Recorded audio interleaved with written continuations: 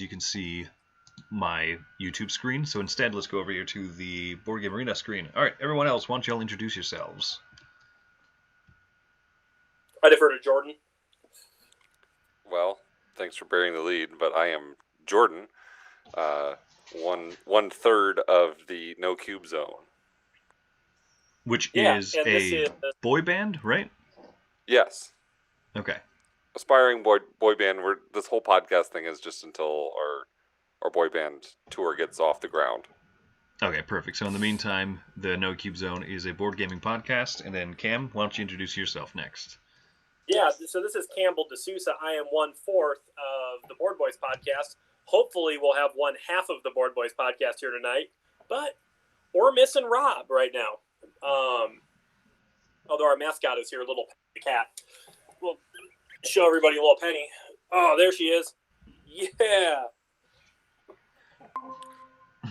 Oh, we might have...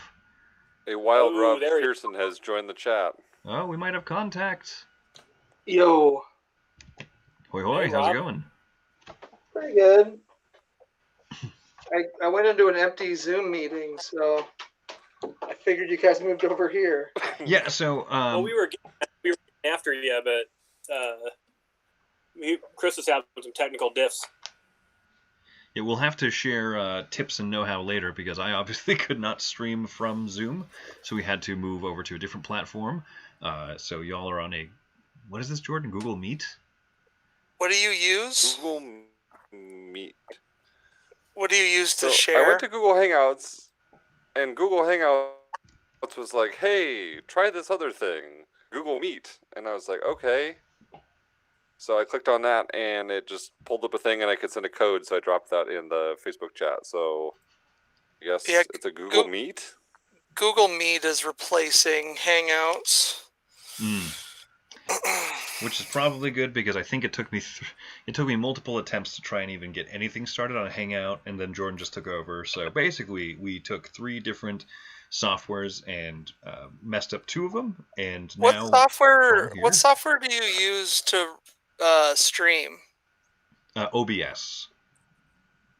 Okay, so when you like share a window, you just got to change some settings for the window. Like sometimes you got to change like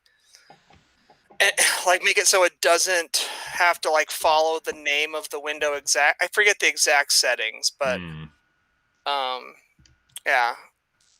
That could be I'm not entirely sure how you're going to share these giant pictures on your screen, but I've got it figured out. So yeah, so there is in so in the top left should be my screen, and the top right will be you 3. So we've got it all set up. Yes. So Rob, once you're good to log into Board Game Arena, we'll get Keyflower started. Speaking as a guy who's stream right now, it actually looks great, Chris. Cool. Looks really good. Yes. All right, let's get this game started. So this is the first. Look like we know what we're doing. Yeah. Perfect. Thanks to everyone just joining in now. And bigger thanks to everyone, Tim, particularly, who's been waiting around for a little bit now. So thanks so much for waiting, and hopefully we are good to roll. So some of you guys have played Keyflower before, and some of you have played other of the Key games by the same designer. Is that right? Yeah, I've played Keyflower. I have played Keyflower. I have also played Keyflow, and I have never played any of the other ones, but I really wanted to try Keeper because it looked fun. I've played Keyforge a little bit, and my wife has learned how to make kefir grains grow, which is like a yogurty type thing. Those are essential to learning how to play Keyflower, so you're like halfway there already. All right. Yeah, perfect. What did you say, Keyflower Sutherland? Let's see, does that work? So do we need to teach people how to play this game there? Yeah, I have no idea what I'm doing. Perfect. Well, all right, so we're good to start then. Yeah. We did say we were playing at 8:30, right? And I'm not just late. 8 o'clock. Oh, did I say 8 o'clock? Yeah. Oh, I'm sorry. You guys No, you're shouldn't have good. waited for me. I was going on the Josh timetable, and I thought it was 8:30. And to be honest, I couldn't have got here. I couldn't have got here before this anyway. So All right. No worries. No worries. it was a crazy day. All right. So, Jordan, you want to take this? I can, and then you can just kind of fill in as needed, Cam. Yeah. So to start out, Keyflower, the object of the game, is to have the most points, I'm out. just like in real life. So what we're going to do is we're going to play through 4 seasons. We'll play through spring, summer, fall, and winter. So in those seasons, there are going to be these tiles, as you see out here, that we're going to be bidding on. We're all going to start with some assortment of meeples, red, yellow, and blue. So each of us has been designated a side of the tile. So when you're bidding, you'll put your meeples out on by the side of that tile. So, and this is really tough to. How did you do that with a little pointer thing the other night, Cam? Oh, yeah. So you click on the chat, and there's a little pointer. You can click, but if you see, my name is in Great. purple, so I am the south side of. Yes. Oh, it's actually, you're going to be the south, I think, because Chris is this greenish color, and on his screen it's showing he's the south side of the bid. Yeah. But Yeah, basically, you'll always on your screen you'll always show as being the south side. So Mhm. I am the reddish color. Did you say Chris is the greenish color? Yeah. then- Cam and then is the purplish. Yeah, and Yeah. Rob's the black. So on your turn, what you'll do is you'll bid any number of meeples, either red, yellow, or blue. So if I wanted this tile per se, and you can hover over the tile and it'll kind of tell you what it does. Like this one produces 1 wood. That's what that little brown hexagonal prism means. So you can bid on it. So I could put out 1 blue meeple to say I'm going to bid on this. Now, I've made the currency for bidding on this tile blue meeples. So my bids can only be outdone with bids of other blue meeples. So someone else would have to bid 2 blue meeples or 3 blue meeples. You can't bid with yellow or red on this particular bid. The winning bid is eventually lost. Like those get put back in the supply of meeples.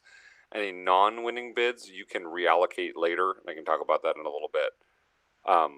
Another thing you can do with those tiles is you can place meeples on the tile rather than adjacent to them to activate the tile, so you would get the bonus. Whoever wins that tile, if it's out here in this bidding area, gains control of those meeples at the end of the round. Am I making sense so far? Just the ones that are on it that used it for the ability, right? Yeah, and Rob, what you shook your head. I'm not going to get this until we start playing it. So, Okay. as far as learning So- a game on BGA, it's Yeah, I just got to do it. This is a lot easier to teach in real life, I will say that. So each season, there's going to be some tiles that come out. 4 players, I think is it 8? I think that's what we have. So we have the I quarryman, think the we have woodcutter, 8 the tiles, workshop. 4 boats, and then 3 like going next, like first, second. player order. For a second. So a lot of them are going to produce resources. This one here, the peddler, is a way that you can convert yellow meeples into green meeples. None of us start with green meeples. So green meeples are a little bit more rare. So again, with this bidding thing where the first color that gets put out dictates what can be used to bid on that tile, if you can get a hold of green, that can be good for you, because if you're the only one with green, then you can essentially lock down a tile for 1 meeple because no one else can outbid you. There are these 3 tiles up here. So this 1, 2, and 3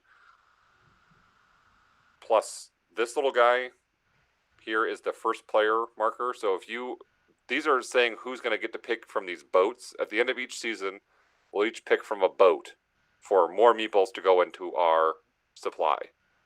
So if you're looking for just straight more meeples, this one here is the best. Some of them have less meeples, but they have tools, and some of the buildings require tools to upgrade them. That's what that little arrow, if you hover over them and it shows like the quarryman, it produces 2 gray, but once it's upgraded, it produces a gray and a yellow, which is gold, and gold's a wild resource. And it's also worth a point at the end of the game. Yeah, golds are worth a point. So this will give you some tools, like a saw and a hammer. So this is basically saying you can go third in picking boats, but then you're the first player in turn order for the next round. So we'll do this. We'll bid on all these tiles until everyone passes sequentially. So like if we're going and I can pass, the 3 of you can each take another turn, and then if the game state changes, I got outbid on something, or there's a low bid on something, I just wanted to see if someone else was going to pass, I can hop back in and start bidding and taking actions again. Okay, so passing doesn't pass you out for the round. Correct. Everybody passes sequentially. Yeah, so there's an opportunity for that to happen, but you're right. Sure, but it's not like a normal, like usually when you pass, you're out. Right. So. Right. Yeah. So it'll once it comes back around to you, if you're staying out, you just have to keep passing every time it comes back to you on your turn. But you can jump back in. So as far as like a scenario where you might jump back in, so let's just say this one, the gold mine down here, I had bid 2 red meeples. And then Cam comes along and outbids me with 3 red meeples. I can now reallocate those 2 red meeples somewhere else. But because there's 2 out there, they have to move together. So maybe no one has bid on the second player order or the second boat picking tile. So I can move my 2 red meeples up there to bid 2 on that. And Jordan, correct me if I'm wrong, if you don't do anything with them and you pass, they just come back to you, right? Yes, if you are outbid and you leave them there, they will return to you. Only the winning bid gets put back in the supply of meeples. Any non-winning bids, those meeples get returned to whoever bid them. So at the end of a season, so we'll do the boat picking, we'll pick our meeples, and then any tiles that you've won, you will add to your little village that you have down here. Right now you start with a home. And so there are roads on these things, so you have to match up the roads to the villages. So then those are in your village, and those actions can be taken. So I can use Chris's village, I can use Rob's village, I can use Cam's village, and likewise. So maybe I don't care about generating green meeples, but I know that Rob really wants green meeples, so I'll bring this tile into my village with the thought is Rob's going to come use it, because so it's the same using it. You put 1 guy on there to use it. If someone wants to use it again, then they have to put 2 guys of that same color, and then 3 guys of that same color. A tile can never have more than 6 meeples total on it. And I think if you want to be a jerk, you can just start by playing 3 meeples so nobody else can exactly. use it, right? Yeah. If you want to strong arm someone out of using a tile, you can just put 3, and then no one can bid 4 because 4 would take it to 7, which is over 6. So. But it works the same. They all have to be the same color. Right. But so they're kind of like Cam was saying earlier, there's a benefit for bringing things into your village that maybe you don't foresee using, but you think that someone else might want to use, and so that would incentivize them to come over there, because at the end of the round, any meeples that are on tiles in your village, you get those into your supply to use to bid or to take actions with the next round.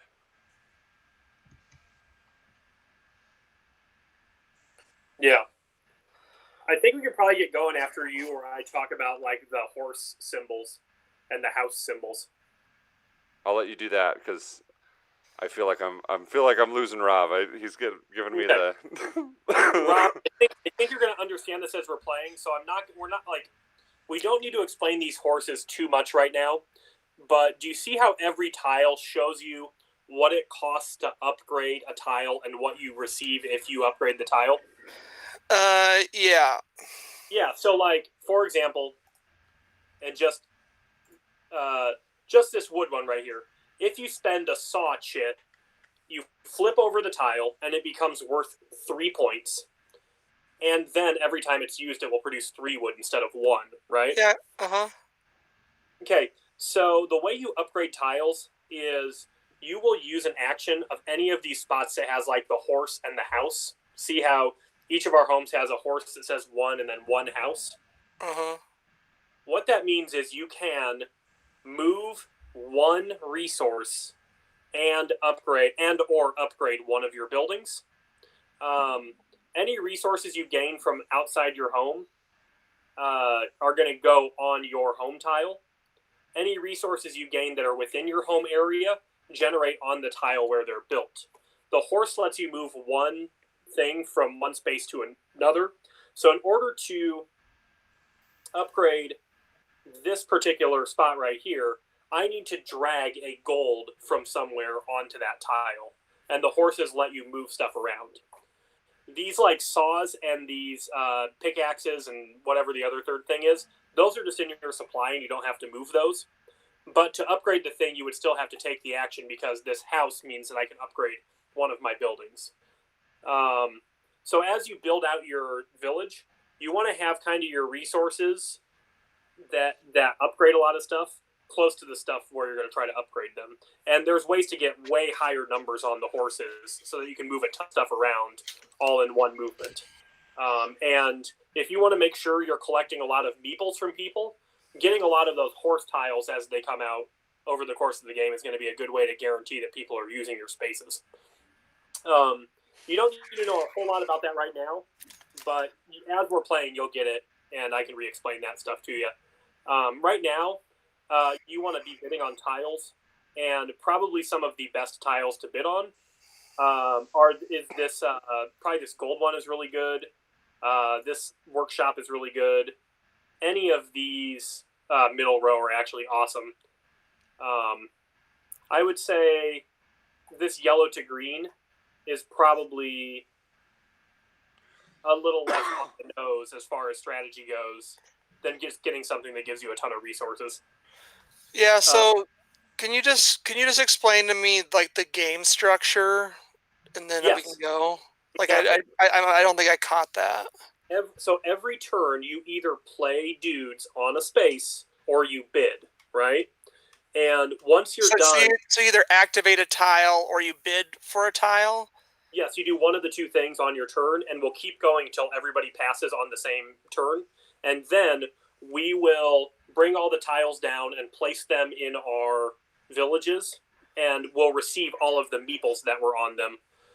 So, like, if everybody has used this and it's up here, there's 6 meeples on it, and I win the tile, those meeples are going to go behind my screen, and I'm going to get to use them next round. Likewise, if people use my building right here to build, then I'll get to bring those meeples back. So any meeples. So you want to win tiles that have a lot of meeples on it, and potentially not give away. Mm-hmm. And then how many rounds is it?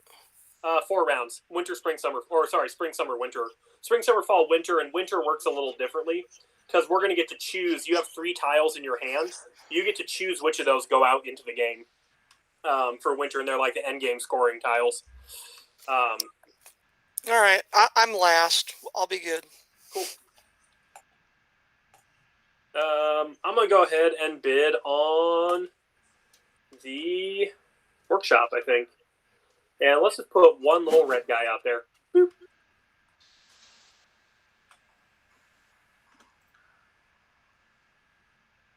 I must bid. And we all start with a different random assortment of these meeples, right? And Chris, actually, Right. if you could drag, well, I don't know, maybe the people watching want to see your meeples. I'm watching in a very small screen, so I actually can't see your deviation of meeples or the or what your 3 endgame buildings are. So I guess it doesn't matter. Anyone who wants to help Cam and I out, drop in the chat what kind of meeples Chris has, and that would be great. Yeah. Are these like hidden behind a screen in the game then? Yeah, they're actually really, really in cool. the real game. Yeah. So in the real game, we would all, there's a bag, and we would all draw 8 little screen things that kind of look like houses. Yeah, the screens are kind of flimsy, but they're really cute. So like. So how do you get the 3 resources that aren't gold and wood and silver, like the pickaxe and the saw and stuff? I don't see where you get any of that. So you'll get some of those from the boats, and I think there are some tiles that generate them. Maybe not the ones that are out right now. We just don't have. Yeah, we don't have any out right now. Those are cool. Yeah, there's more tiles for each season than you get to see in a game. So hey, Rob, check this out. Here's the different houses. So you can see the little privacy screens. They all have different little buildings. Mm-hmm. On the inside, there's actually all different little houses in here. So I know the game looks incredibly boring, but the privacy screens are actually really incredible. Yeah. So that's, as he yawns, I can tell he's super like, yeah. Yeah, so privacy far screens are dope, Cam. Yeah, it's so dope. The privacy screens are dope. So does it matter? I'm sorry. Does it matter what color meeple I put down? If you're, you go, Jordan.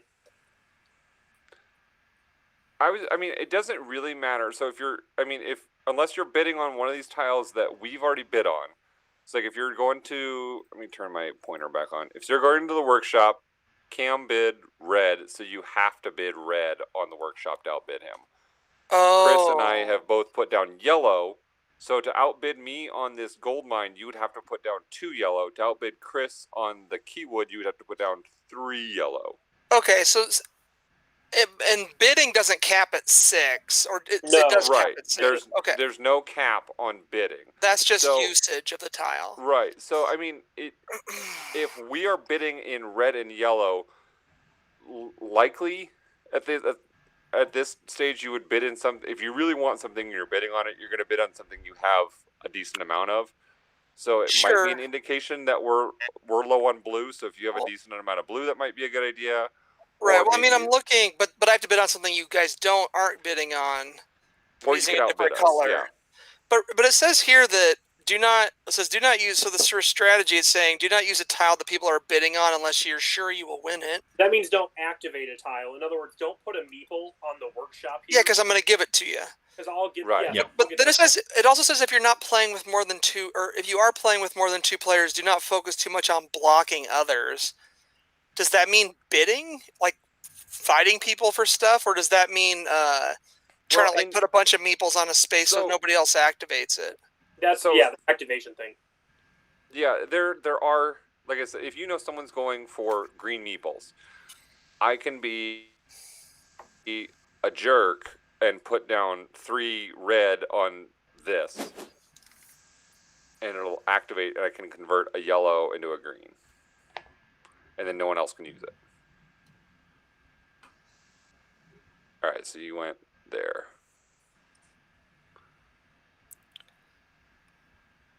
Camelama Ding Dong. Camelama Ding Dong, baby. I'm gonna go ahead and throw down a little Scooty juice on this right here. Ooh. So yeah, this apprentice hall. So I take back what I said earlier. This is a way you can get those tools. So the apprentice hall will generate 1 random tool. Ah. When it's upgraded, it'll generate 2 random tools. Where is that? The Apprentice Hall, that's what Cam just bid on. This tile here. Sorry, I keep forgetting I'm I turning see. my pointer off. Can be upgraded for once. Okay, to produce 2 tools. So when it says can be upgraded, you're just doing that one time? Or, sorry, is there like a production phase of the game where things No, are no, When producing? it upgrades, it'll actually physically flip over the tile, and then it'll show that whatever the smaller part of it is, when you flip it over, that's what the new action becomes. So you put a worker on there, boom, you're producing 2 of those things. Oh, so that's right. Yeah. You produce is when you use the tile. In Right. spring, we're And using workers to activate buildings too much. But in every round after this, we're going to be using workers to activate Sure. quite a bit. And Yeah. when buildings are upgraded, often that's when they're also worth points. Like if you hover over any of the buildings, if you look at the little upgraded side, it'll have a number in a gray circle. Well, I see. Like Up when in, you like, the upgrade top it, right corner. you get like 3 points when you upgrade it, or Yeah. something. So yeah, it'll be worth 3 points at the end of the game. Yeah. Sorry, guys. This is why I read rule books and teach games. I am terrible at learning games from just like listening to people talk. Quite possibly the worst learner I know. I tried to fax over my Keyflower rulebook to you, Rob. Did you not get my fax? No. I mean, it doesn't help that it's not like on the table either, right? I mean, I think it's a lot easier when it's on a table, but Oh yeah, hands down. You'll tell Cam. Just listen to Cam. Like I bitch and complain whenever Cam tries to teach me anything too. So. And I'm not a bad game teacher, but I'm not as good of a game teacher as Rob is. But I am a better game learner than Rob is, I think. When somebody's teaching me. I am not a good game. I mean, I am good if I am doing it or I am reading it. And then I've got it. But like trying to listen and put that into practice, I don't have good active listening skills, I guess. But the nice thing is, Board Game Arena really helps you learn a game. Well, it doesn't let you do anything you can't do. Like, Yes. The 4 of us could have sat down not knowing how to play Keyflower and figured it out, you know what I mean?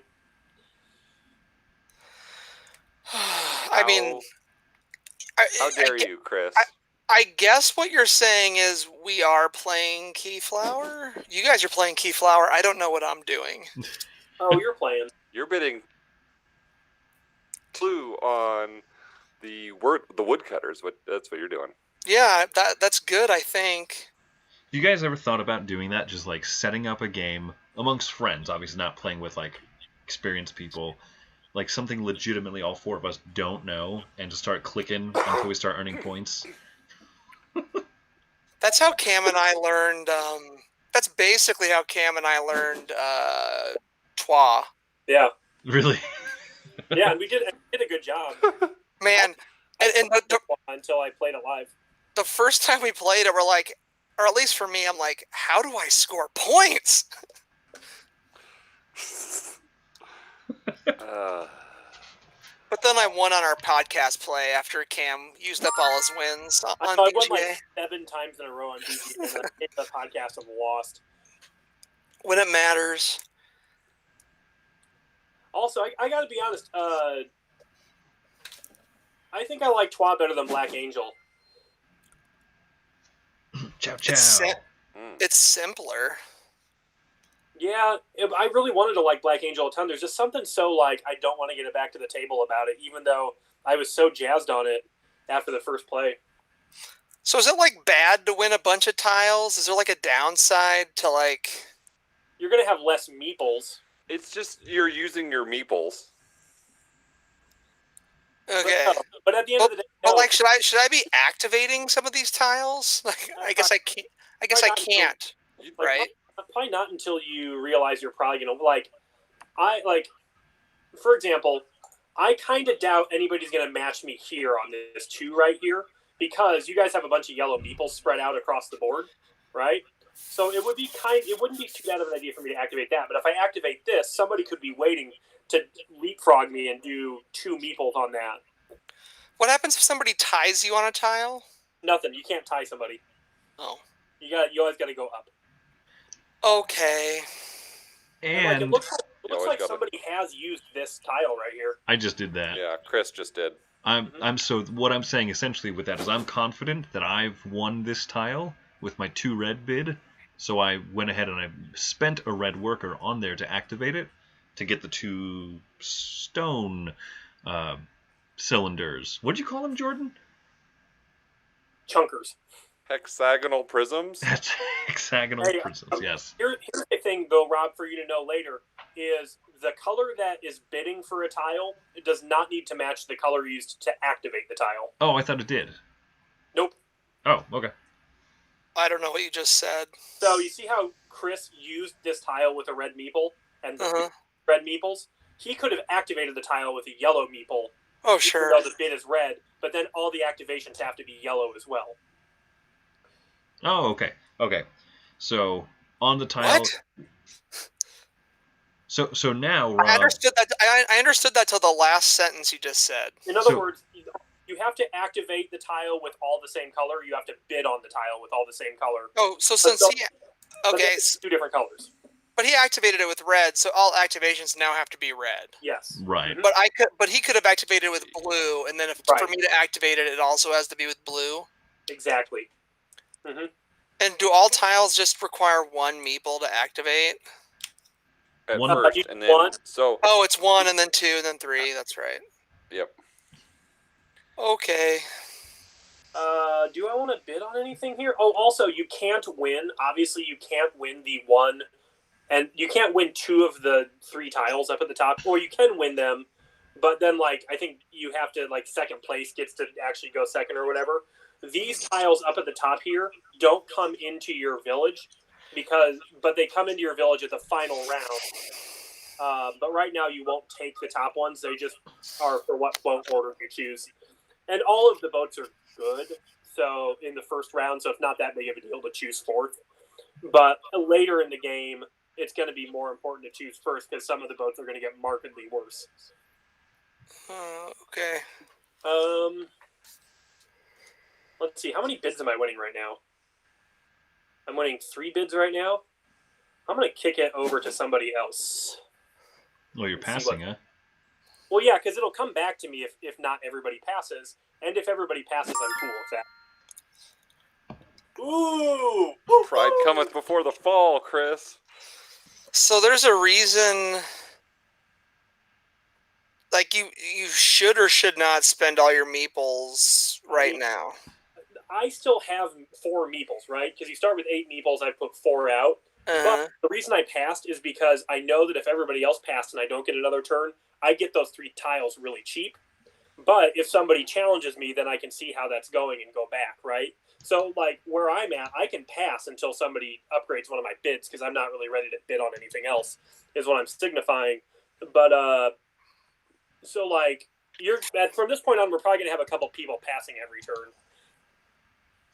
Yeah, more and more until we start seeing. And then, like, this is the part of the turn in the later rounds where we're going to start seeing people, like, activating tiles, and then as we get into fall and winter, people are probably going to be activating more than they bid. All right, so what I did on my turn was, since somebody named Jordan or something outbid me on the quarry, I went ahead and I moved those over to the workshop where Cam has that 1 red guy. Yep. Oh, so when you get outbid, you can move. They give you the option to move dudes. Yeah, so I Yeah. just went ahead and I clicked on the workshop and it said, like, I could move 2 meeples, like 2 red, and it knew from there. Well, you can you can bump those reds again there, Chris, if you want. Or I guess you can go up to 4 if you really want that tile.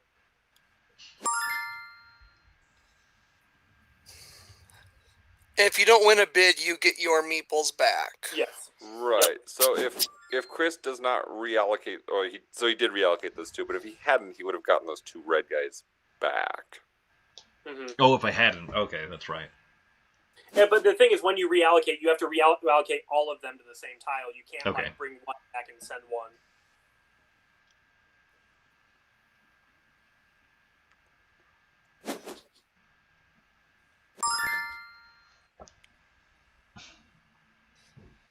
So you can't even see how many meeples people have, or let alone the color.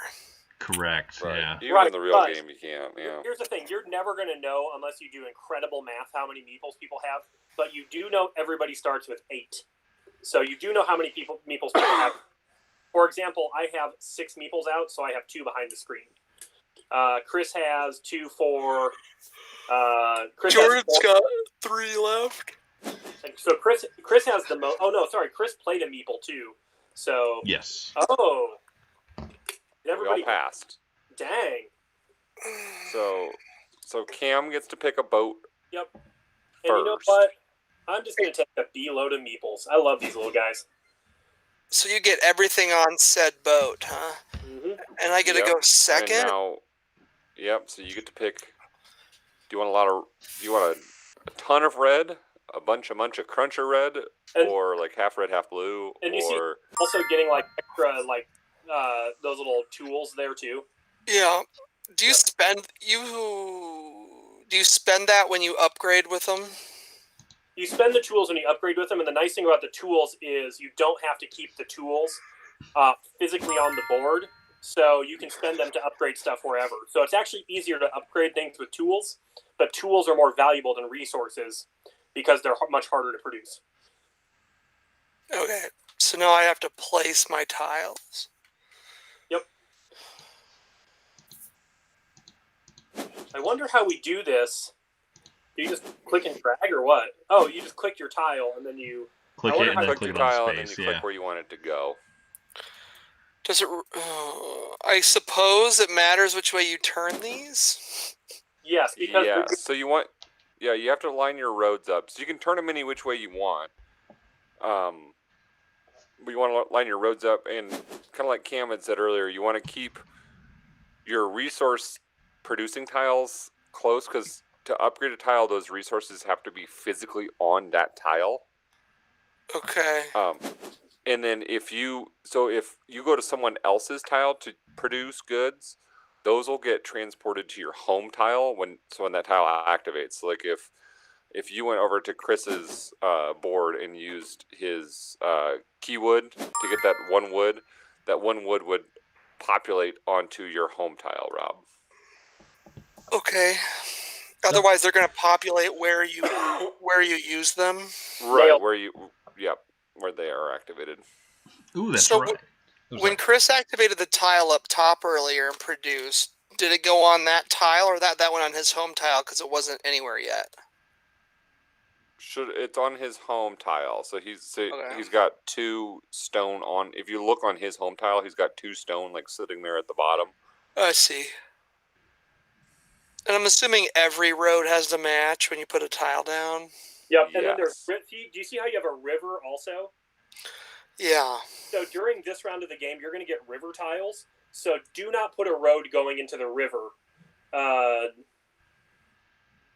other words, look at the tiles up here, all these boats here. See how there's no roads on those rivers? Mm-hmm. Definitely don't put a road pointing into the river because that will make it so you can't build a river. Okay.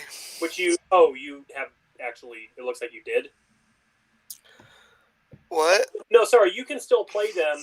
You just have to find if you want to play river tiles, you'll just have to play them off of areas that don't have roads going into them.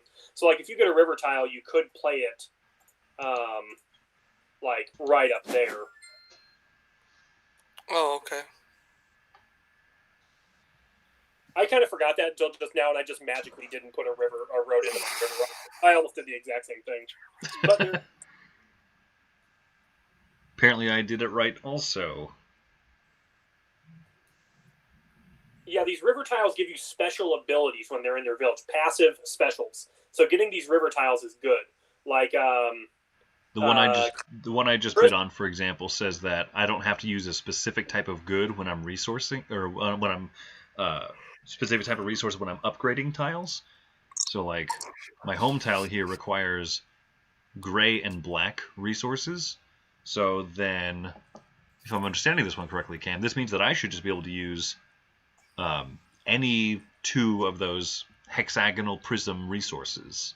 Right? yes. That is correct. Yeah, here's the thing, though. It's only when upgrading. So, like, if you're at the end of the game, if you're looking for something that's collecting gold, you still have to collect actual gold for the scoring stuff.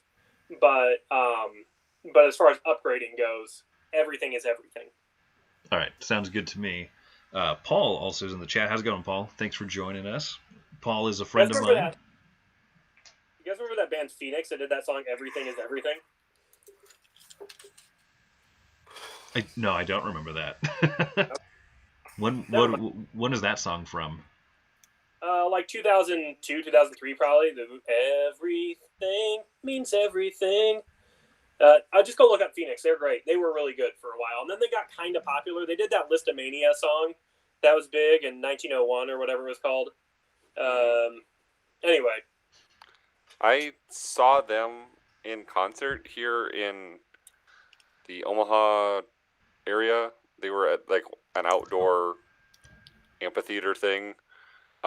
they were Air's backing band. It's funny though because I think they're from France. Oh yeah, they're very French. And so when they're talking like in between the songs, like it's very like, you know, they have a very thick French accent, but then when they're singing, it's like perfectly clear English. It's funny. Oh yeah, totally. It's the Ozzy Osbourne effect. Yeah. Yeah. Yep. Oh man, I wonder. Cam, maybe it's been a long time since I've played Teotihuacan, but I thought when you have the tech where you take resources, you always get the extra resource. Yeah, you do. It didn't give it to me when I got one cocoa. So maybe really? You don't. Yeah, maybe we've always played that wrong. Or the game, or the BGA is wrong. Chris, do you know, Chris? Do you know what I'm talking about? Run that one by me once again. So in Teotihuacan, when you the technology that is like get one more wood, one more stone, or one more gold when you do the 2, 3, or 4 board, which is gold, wood, and stone. I thought you got that when you did the action, no matter what. Even if you're using one level 1 worker and all you get is like that cocoa. Or the 1 victory point. I've understood it as you get that one bonus thing.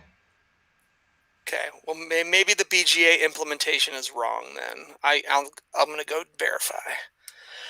Where are you guys bidding? What does this thing do when transporting? You can go across the field. Is that cool? And also that's pretty good. You can play stuff up against you don't have to do the roads anymore. You can. Well, I seem to be having problems with that. So you're saying this river, so that river ability there lets you back to the future. Right. Lets you not where need we don't, roads. We don't need roads where we're going. Yeah, we don't need roads where we're going. Do they number this tile? They do. Number 5 technology. Interesting. Yeah, now you got me curious about Teotihuacan, Rob, because I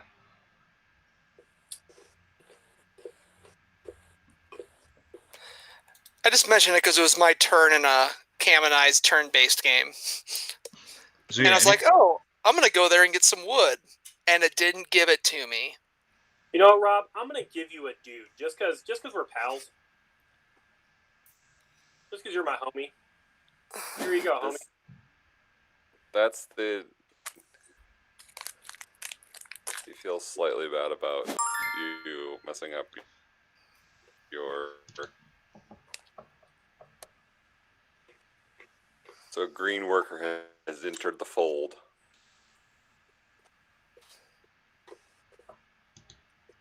Oh, yeah. So the tree over here has a green worker, so green workers are way more valuable when bidding. Hey, Cam. Yo. I'm going to try and activate the building that I have a blue dude on, this Mason building. But when I try and activate it with a yellow worker, it says worker colors for a tile need to match. Oh, maybe they do. It's been forever since I played Keyflower. I think they do. When you were saying that, I didn't want to say anything, Cam, for sake of me being proven wrong. But I think they do once it's been designated. Yeah, I think you have to. Look, I love in the rule book, they're like, hey, when we show a blue meeple, we mean this picture of a wooden blue meeple.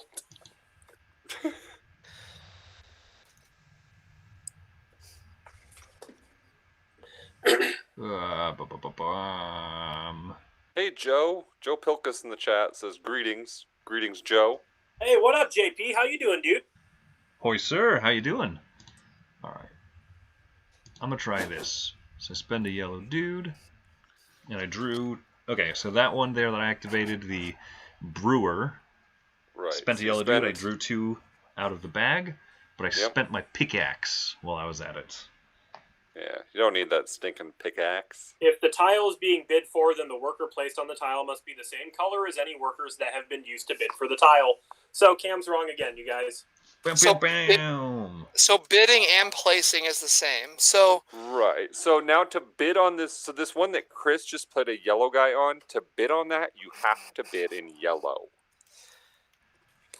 That's fun. Yeah. So thanks, Chris. So welcome. Then, at what point in the game do I upgrade my tiles? You can do that by activating, because you can also activate the spaces on your home board. Okay. So you can use this starting space there to move any resources you have from there along to an area. Then if you meet that requirement, you can then upgrade it. So like if you had something here, you could... So if I meet the requirement when I click on the tile, it's going to give me the option to upgrade it? Is that what you're saying? Like, you have to play guys on it, right? So like, let's say I want to upgrade this 1 stone to 3 stone. Right. I have a pickaxe. Oh, secret information, free information. Well, I mean, I took it from the boat, so... Yeah, I know. So how do I upgrade the tile? So to do that, you would have to activate your home tile or someone else's tile with the little house on it. So that's going to allow you to move goods. And then the house tells you the number of tiles that you can upgrade. So you can activate your own home tile. You can activate someone else's home tile. You can activate this tile up here, the farrier on the board. I think I got it. Okay. So check it out. And I was able to do that because those things don't need to be on the tile I'm upgrading like resources would. Right. I just have those. Yeah. So now oh man, I'm winning. Sorry guys. Oh. Bragger. 3 points. I mean, I don't mean to be like a game bragger, but I am winning right now. Yeah, tied with me. I would like to point out, you guys, that there is now a tile that gives you 1 of each resource in my village. The board boys are dominating this game currently, Chris. So what is the benefit of me going to your stuff for you? You're going to get my meeple? Yeah, so like if you come here, I get to keep that meeple at the end of the round. So I see. You went and snagged my 2 wood. Yeah, and you can go there with 2 blue meeples, and you'll get to keep those meeples if you play on your own area. So what you did here, you're going to get that back at the end of the round. Cool. So this is how it reads. After performing the main action of forest, stone quarry, or gold deposits, you get 1 additional wood, stone, gold, respectively. Are you talking about Teotihuacan? Yes. Okay, I was like, oh my gosh, I don't remember how you got that upgrade. No, I'm going back to the side game I'm playing with Cam and wondering why I didn't get a wood. Is that John Gonzalez? John's in the chat. John, actually, you might be an expert on this. You love Teotihuacan. So I'm gonna submit that. John, teach us about Teotihuacan while we play Keyflower. Yeah.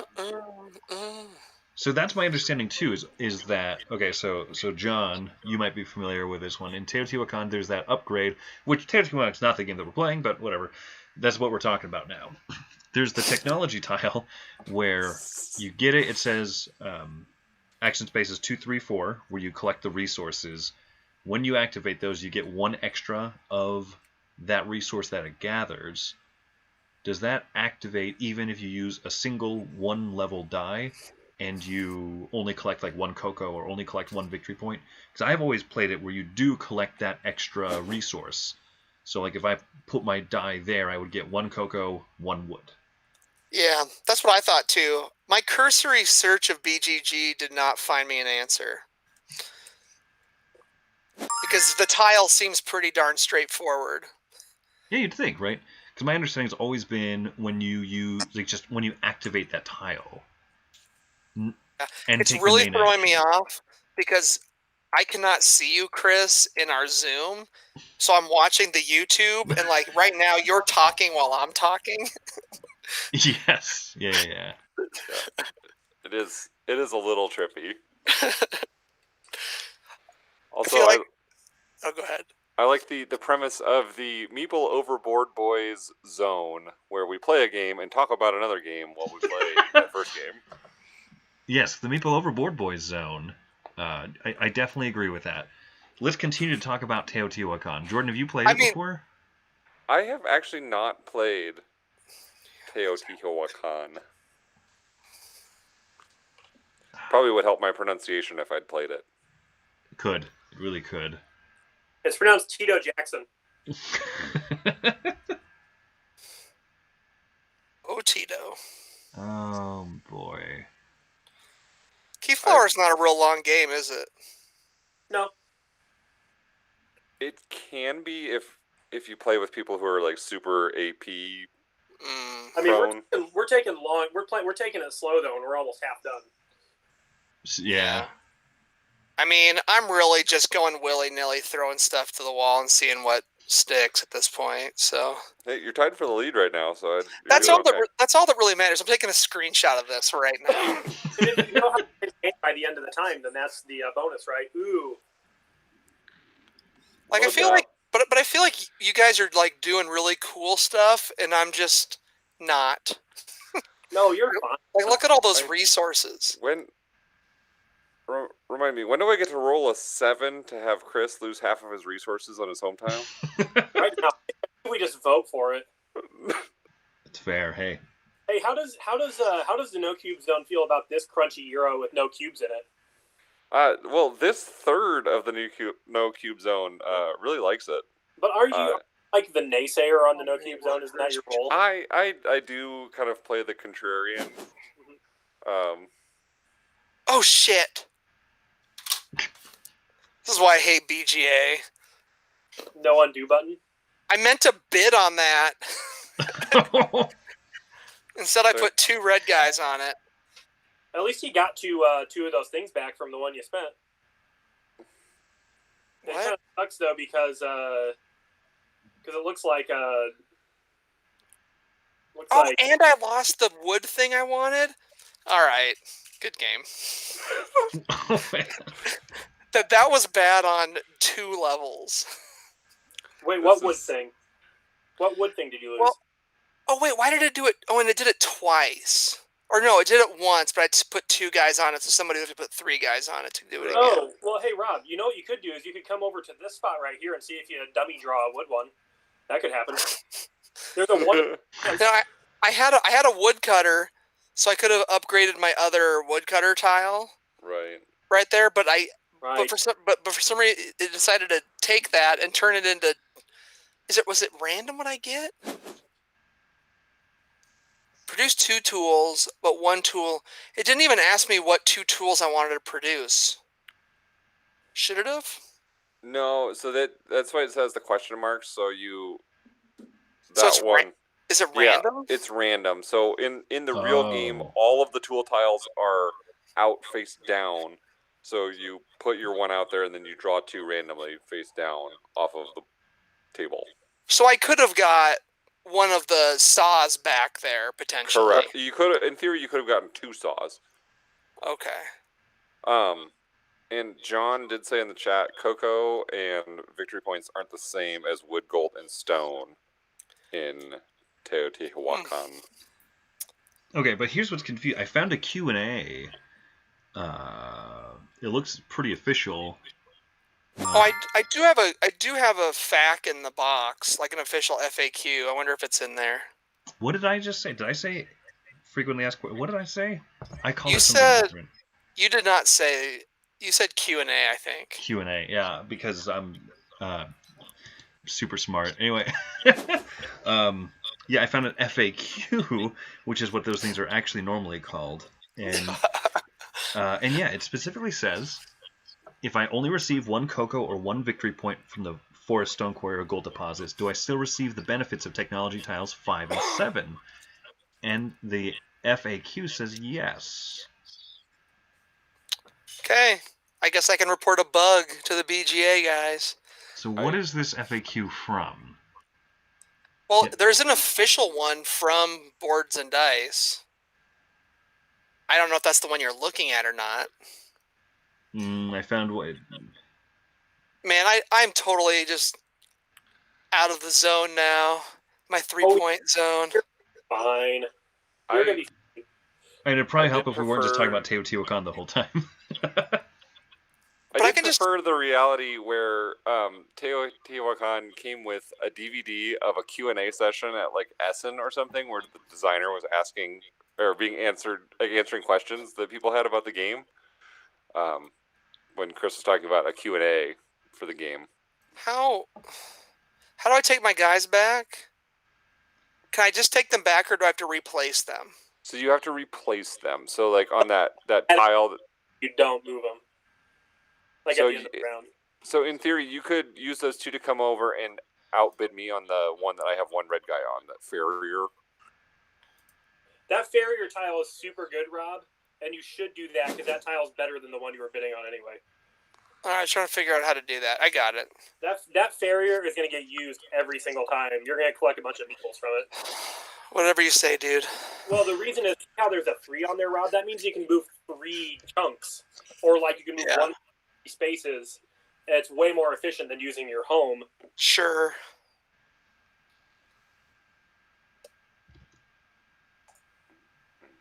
Hey, you know what we should talk about now is how awesome El DeBarge's falsetto on that DeBarge song I threw on my new playlist is.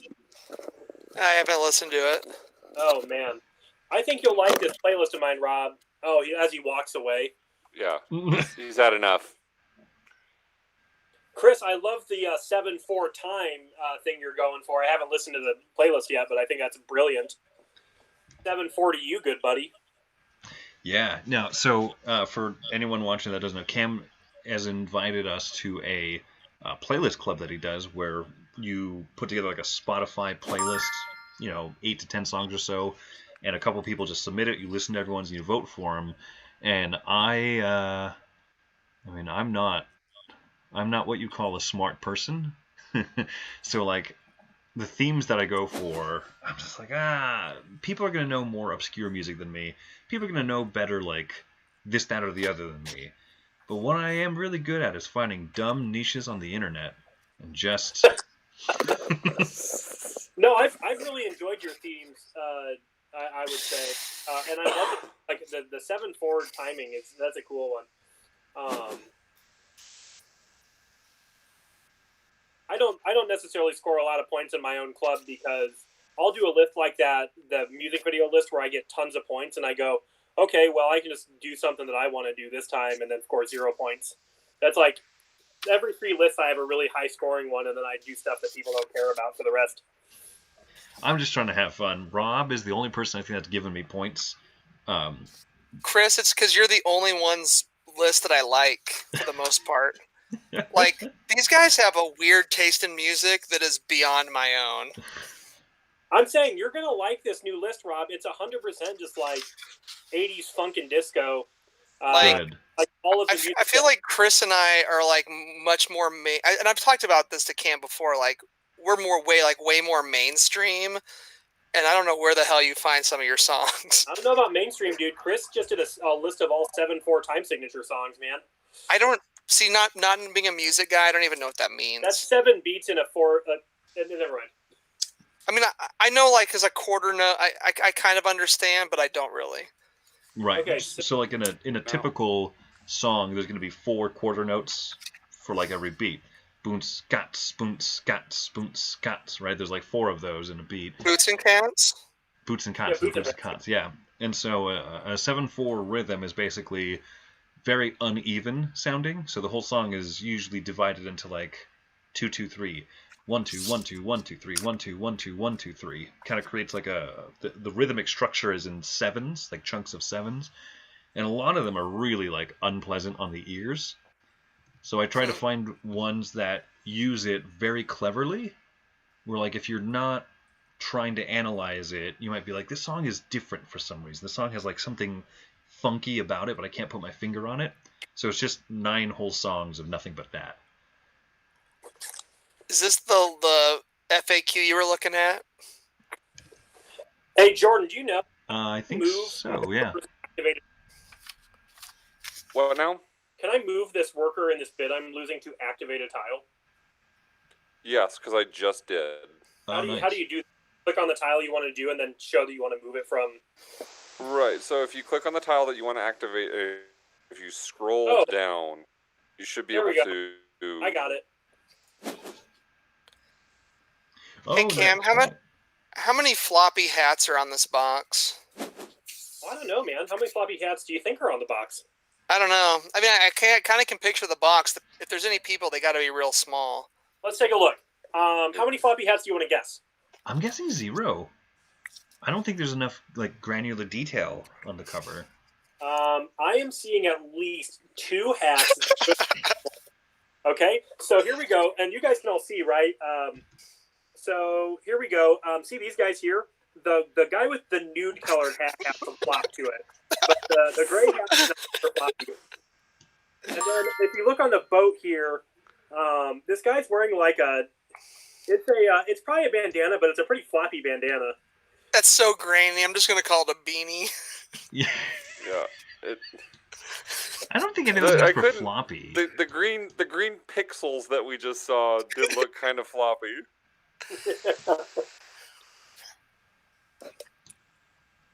So yeah, Chris, that is an official rule. So we are playing it correctly. That's what I thought. So I feel like I can contribute. Yeah, I to agree. this alpha. Be like, yo, that's wrong.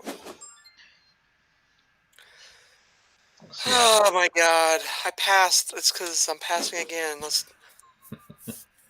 If not for some utterly clever strategic play, is that what you're getting at, Rob? I mean, I have meeples left. I mean, I'm not gonna lie, but I am kind of deflated after totally boning a move. Just clicking on the wrong thing, like those 2 dudes on the hiring fair. Yeah. That's you, right? Yeah, That's it's 2. like, Man, Tony Lightning's winning a ton of tiles. So is Chris. Ooh. Leave Tony Lightning out of this. No, it's fine that you win tiles, man. Tiles don't get you points, baby. I mean, they do, but you got so is there some kind of end game Tiles don't get you scoring points except for situation? when they do. Yeah, but like tiles do get you points, but if you get like 8 tiles, you can't upgrade all of them. But Challenge accepted. The end game scoring, Rob, is all of the final tiles. If you look at the 3 you're holding, we're gonna mix them up and bid on them, and some of them just give you straight points. For example, I'm just gonna give up one of mine. One of mine, if I have it in my village, gives me 3 points for every set of red, yellow, and green I have at the end of the game. Anything you use for endgame scoring can be only used in one instance. So if I have one that scores every set, and I have one that scores every blue meeple, I'm going to count my sets, and then I'm going to count my leftover blue meeples from that aren't in part of the sets. Sure. And then some of the tiles you have to actually have the stuff on the tile, and those will be very clear. It'll be like a big depot, and it'll be like, you get this much for stuff actually here, so you'll use like the horses to move them. All right, okay, so the tree went ahead and upgraded a quarry man, huh? Now, jumping back to the music conversation, I do have an important question to ask. Do you want Is to be it true? You can. Is it true? You're not hardcore unless you live hardcore. Yeah. Yeah, The Legend of the Rent, though, that's way hardcore, man. Oh, okay. All right. The Legend of the Rent. So probably one of my favorite. I'm glad we cleared that up. Probably one of my favorite concerts I ever went to was I went to BlizzCon one year and Tenacious D played, and it was pretty fantastic. BlizzCon, like for Blizzard Interactive video game company. Yep. Me and my wife and I were big WoW nerds. Okay. My wife. Oh, I haven't heard one of those in a long time. Thank you, King. I thought I'd do that for Frank. That was never my shtick on the podcast. We should have got. We didn't get a Board Boys quarantine pick on Tuesday. We should have got one. But yeah, we did go to Ben's quarantine birthday party. We all hung out in his driveway, 6 feet apart, wearing masks. Sounds dope. What mask were you wearing? Like werewolf? Rob was wearing like a cool mask. I was wearing like an actual like hospital mask that one of my clients gave me. Yeah, Amy's mom made a bunch of them. Mine was Star Wars themed. Nice. Are we still in this round? No. Yeah, like it, upgrade stuff. I think the rest just happened waiting for him. John Gonzalez agrees with us. Yeah, doing the main action on the board is what triggers the technology in Teotihuacan, so using a level 1 worker would net you the benefit. Yep. Yeah. Robert, go ahead and submit that that fix. Submitted. Submitted, boy. I didn't see where you do that, but I know he mentioned it somewhere. Ooh, I can choose a Boat, baby. Oh man, the only thing with the dang wood saw tool that I need is that crummy little yellow and blue boat. That looks like you're only losing 1 meeple if you take that. It's true. That is fair, but then I'd have like 1,000 red guys. That'd be kind of cool. Bow to me. Cam, did you see what else I found in my Teotihuacan box with my printout stuff? Do you recognize what this is? Yeah, that's Awkward Guests or whatever it's called. That game is really fun. Do you think we could play that socially distanced? Oh no, you have to pass so many cards. You're passing a bunch of cards. Do you think there's a tabletop sim mod for that? Because I want to play that game again. I've never played it. I have a really dumb question. Or have you guys already? Never mind. You just it is a really dumb question. I was like, I didn't realize you guys had already picked boats. Oh. Got it. Man, I only won 1 tile this round, I think.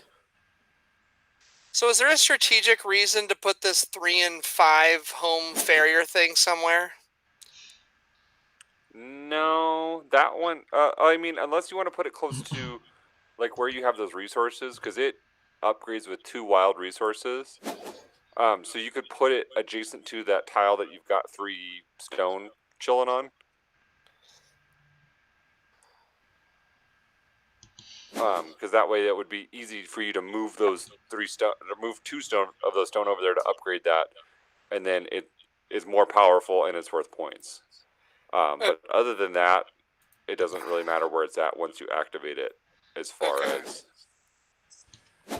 I just realized my picture is probably cutting off part of my board, so. So, Cam. Yo, baby. This. I can just put this river tile wherever I want. Oops. You can because of your ability. Yeah. Like it can't. Can it end at my? Can the river end? Like I have a little water at my home. Can I start it right there? So Rob, I want you to look up at the thing right here. See this boat right here? Uh-huh. At the end of the game, everybody's going to get one of these boats, and they're going to have a scoring situation. This one gives you points for how long your river is, and the reason you want to make one set river is because this counts as a tile for your river. And so if you can get like a bunch of boat tiles, you can get a zillion bajillion points. Okay, so I do want to put it where I put it then. Yeah. that works. I don't think I got my 2 extra workers from this boat tile that I got. But I thought you said like everything had to mix. Like I have a road going into nothing. That's fine. I think it allows that on the boat tiles. Okay.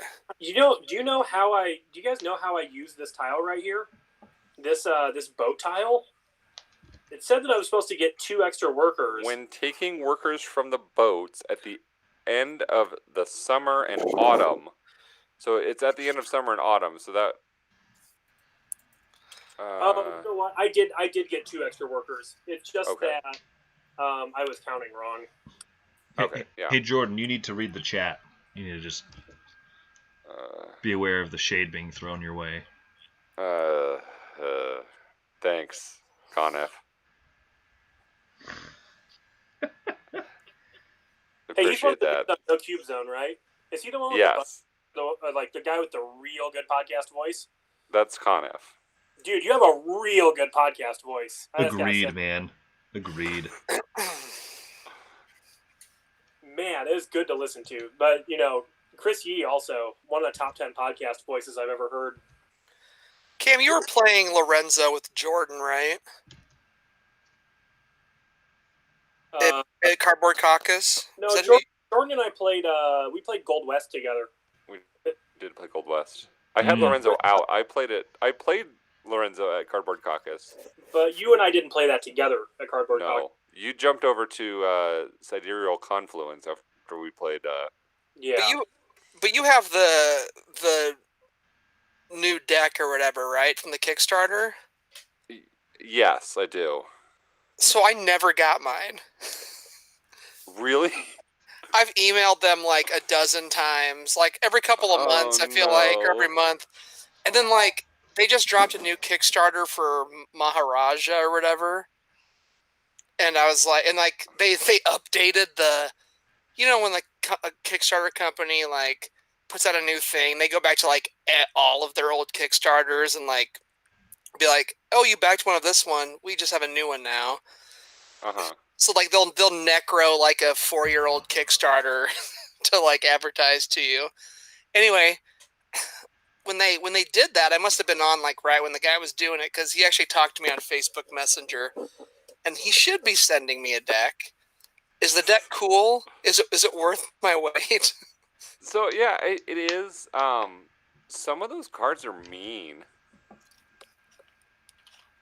Which game but is it, it Lorenzo? does Lorenzo Il Magnifico, but it does. I do like it because it varies what comes out. Because in the game, even with the expansion, those your cards are guaranteed to come out every time. It's just a matter of what order they'll come out in. Yeah. As far as like the 1s, 2s, and 3s, so it varies that a little bit, which I like. Have you played? Have you played this? I mean, since you got the deck, I'm sure you got the Steam app. I have the Steam key sitting somewhere in my email, but I have not. Gotcha. have not messed with it. Richie Turner, he's on the Punchboard Paradise podcast. He's here in Omaha. Lorenzo's his favorite game, and I've heard him talk about that app, and I've heard it's better, but I've heard it was really rough at the get-go. It was pretty terrible during like when they sent it out at the beginning. But I'm hoping Jordan, I think you're up. Yeah, I know. I'm okay. Just making sure. I'm deciding. I'm hoping to open it up and it magically be better now. Well, I mean, I got the beta for Blood Rage, because I did the Blood Rage one, and the Blood Rage was not good either. Oh no, really? It was so hard. I hope they took feedback to heart, because like it was so hard to tell what was going on in like certain regions and stuff. John, take care. Thanks for hanging out with us and bestowing your Teotihuacan expertise. Yes, thank you. You want a little string cheese there, little cat? Meeple Overboard podcast. Zone. Coming at your face. We got to get El DeBarge to sing the falsetto on that. I'm telling you, stay with me. That DeBarge song I put on the new playlist, his falsetto on that is so rad.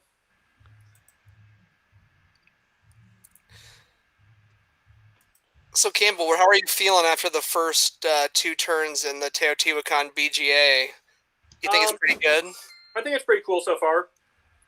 I'm sad that there was like such an obvious move, and I have to follow you to it. But so the Goldsmith is just like straight up 7 points. Yeah, upgrade it, flip it over for 2 gold, get 7 points. Straight cash, homie. Straight cash. Straight gangster Mac, but sometimes I get ridiculous. Brings 1 random worker. You gonna eat up all of my candy and my licorice? Yeah. Oh, hey, also, there you go, Chris. I also have a Digital Underground song from that album on my playlist. Okay, So, I'm excited to check it out then. It's a funky one. I've been working on it for a while, dude. It is nothing but like really, really, really catchy, in my opinion, like post-punk and dead disco songs. I've never even heard. Is that a genre the kids are talking about these days? Dead disco? No. I just think it's like basically, it's not music that you'd really call R&B, but it's all like that Zapp and Matume and like those guys who did like all the music that rap sampled in the early 90s. But like they're like dance floor songs. Except for I also threw Computer 11 there, which is more of a banger than a dance floor jam.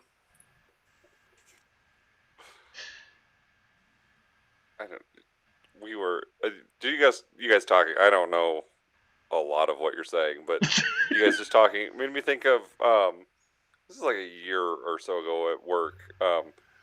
There's a younger lady on my little like cubicle team area, and she's talking about some of her favorite bands, and one of them is Zed, and then the other one was Zed is Dead, and so then my boss was like, "So is Zed is Dead like they had a fight and they kicked out one guy, and so like, yeah, we used to be Zed, but now we're Zed is Dead."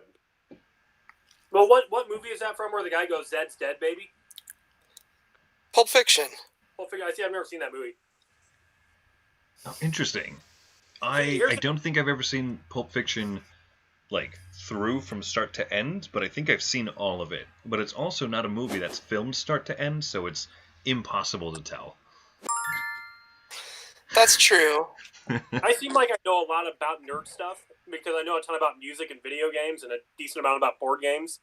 I don't know the first thing about movies and comics, man. Campbell is like a black hole when it comes to movies. That's true. Like movies and TV is my jam. Yeah. Dude, we just started watching Upload on Amazon, and it's pretty entertaining. If you don't know what that is, I'll hit you with the premise here in a second. Yeah, for sure, because I've definitely never heard of Upload. But after I figure out what I'm doing. As far as a lot of stuff, I kind of consider myself as a little bit of a jack of all trades. Like, my knowledge is a mile wide and an inch deep. Like, I have a little bit of knowledge about a lot of stuff, but not a lot of knowledge about specific things. Like, I can entertain, like, talks about, like, movies and comics and things, but and music I can a little bit, but, like, you guys get into that, some of that other stuff, and it's kind of over my head. So all right, I'm not sure that was good or not, but I just did a thing. Okay. There's just a few that I know a decent amount about. So, ooh, here we go. The premise behind Upload, and this is, if you have Amazon Prime, you can watch it. It's an Amazon original, but we've only seen an episode. But what I know from that is, it's like the year 2030 something, and there's a lot of really weird, like, you could imagine this would be technology in the future kind of a thing. Right. And it's by, like, Mike Judge, I think. Interesting. I might be wrong on that, but the premise is Upload is a company that will upload your consciousness. Basically, it's kind of it's Black Mirror-ish in the fact that, like, your consciousness could just be zeros and ones, and then they could upload your mind to, like, the cloud. but like they call that heaven. So like they're like oh yeah, he's in heaven, and somebody goes, which one? Because you can like pay for different things, and then once they get there, I don't want to spoil too much, but it's like a comedy that it's gonna kind of have like a little bit of mystery to it. If you like kind of funny, futuristic kind of technology stuff, it's pretty interesting. Okay. Have you went to the Good Place? Yeah. Okay. Yep. It sounds like a teensy bit of that. Like you're in the good place, but yeah, a little bit. Really? Yeah. You got the right one, baby. It's just, and like, if you're like a tech guy like me, like, there's just a lot of little things that like you appreciate while you're watching it. Okay, I'm gonna look this up now to see if it's Mike Judge or not, because what is the show called? Upload? Yeah. I'm trying to imagine it being a Mike Judge show, and just at some point him showing up and going, "Oh, dang it, Bobby." No, program creator Greg Daniels, who The also Office, right? did The Office, and I think he does The Good Place. Yeah. It was one of those guys that has done a few shows that I like, and I couldn't remember which one it was. Man, how fun is hanging out with you guys? Are we gonna make this a thing? We're gonna make this a thing, right? The Meeple Overboard Boys Zone. It sounds like we already have a name for it. Yeah. Oh, we're not just gonna call it Ice Pick. The International Confederation of Electronic Playing. What was it again? No, it's the Intercast. Oh, Intercast. Sorry. I can't remember what it was for. Let me just look it up. I got this. I had to change it to be Ice Pick. Intercast Electronic Play Initiative Coalition. Coalition. Spelled like koala. Yeah. Koala edition. Yeah, koala. It's koala ignition, hot and fresh out the kitchen.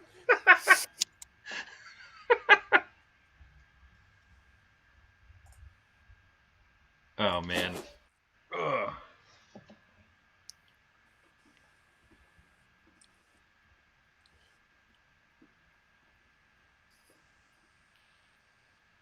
Are we seeing how long we can be quiet for?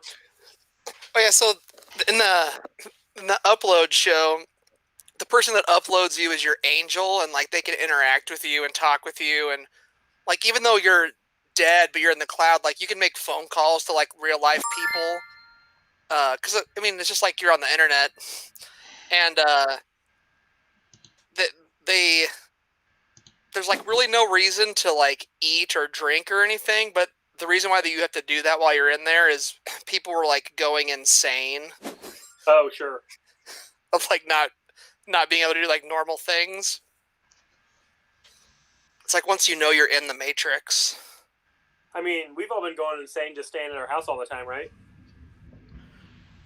What are you guys doing to stave off the, mental instability that comes from seeing the same four walls all the time? Like, we go on walks around our neighborhood.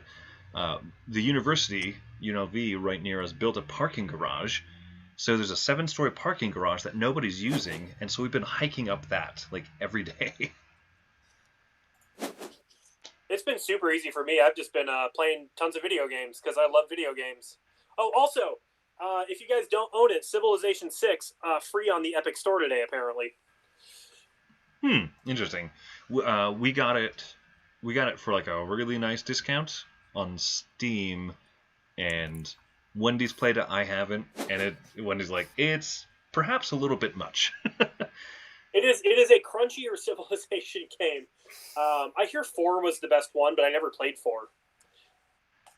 To answer your insane question, I don't really think we're having that problem. Like, my son might be a little bit, and so we're trying to, like, get him some more interactions and stuff, but, like, I feel like I'm busier now than I ever have been in my entire life. Oh my gosh. So when I was working, it was miserable, and everyone's complaining, I had to like binge through like 3 Netflix shows recently. And I was like, grass is greener, Chris, grass is greener. Like, it always looks nicer on the other side. Now that I've been laid off of my job, grass is greener. Yeah, I mean, yeah. And no, like right now, like, I mean, What I had to do was a couple weeks ago, I just took a couple of days off in the middle of the week because like I needed a reset. And so For I just hung out with sure. my kid and did whatever I wanted to. I didn't feel like I had to balance what I'm doing at home with my work. Luckily I've been able to go to the office like 2 days a week. I'm the only one there, but I'm in IT, so like there's stuff I can do there and only like some stuff I have to do there physically. Right. So it's a nice reprieve to be able to focus and get some stuff done. Well, that's good. All right. I accidentally made wood. So this time I've accidentally done so much stuff this game. So Spencer is in the chat. He's from the Lighten Up initiative. So I assume it's Spencer. Yeah. Okay, I need some help again. How do I upgrade this tile? Which tile are you trying to upgrade, Rob? The woodcutter. Okay, so if you're not going to transport anything, then just click past that. But you might want to transport the wood you have on your woodcutter tile up to your home tile. Oh, I'm transporting first. Yeah. Oh wait, are you using the farrier? No, I used home. Okay, so click that wood over there, right? And now you can upgrade that woodcutter, and then you can spend your wood thing to do that. Well, I can only move one thing because there's only one on there. And I could move 3 earlier because the guy was a 3 before I upgraded him. Yep. You can move 3 tiles, 1 space, one tile, or it's all clicking together now. It's a pretty cool little game, right? I mean, I am winning again, so that's fine. Yeah. There you go. I'm sure this is one of those games where at the end of the game, you're all going to just like blow by with 1,000,000 points. Who knows, man? Is there a lot of endgame scoring in this thing? There is a lot of endgame. Yeah. Our whole next round is going to be setting up our endgame. What I haven't been doing a lot of is listening to podcasts because I don't have a commute. Oh yeah, that's the weird part for sure. I have been watching Community while I've been working some more for like the 3rd time because that might be one of my favorite shows ever. Oh, Rob, speaking of watching stuff, I didn't send you that video where the lady talks about growing up with a monkey. I'll send that to you. It's pretty good. It's a pretty good story. I rewatched it recently. Talks about being a teenager with a monkey at her house. Do you guys like zombie movies? Yeah. There's a movie. I think it's Korean. It's called Train to Busan. That's been on my Netflix queue for like maybe 8 years. I've heard really good stuff about that one. Yeah. You should watch it. I mean, it's subtitled, so you got to read, but I like that. It's solid. Good night, Joseph Pilkus. Hey, Joe. Good hanging with you, man. Yeah, thanks for hanging out with us. Hey, Rob. Meeple Boys podcast. Zone. My profile pic on Board Game Arena to be light and dark with you, light and dark Board Boys. What? So I have the light Board Boys logo as my profile now because you have the dark one. Oh, on BGA. Yeah. Did I say Board Game Geek? I meant Board Game Arena. I didn't hear that part. I was trying to figure out my turn. Oh yeah, you're gonna want to do that. I got outbid. Son of a.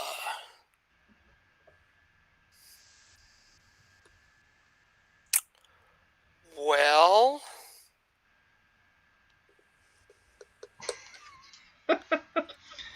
Ruel is telling me to fix my biceps between turns. I believe he's alluding to a very profound statement I made on the Book of Faces, where I pondered whether biceps was short for something, like bionicle receptacles or something. I don't know. I'm not a big exercise person, so.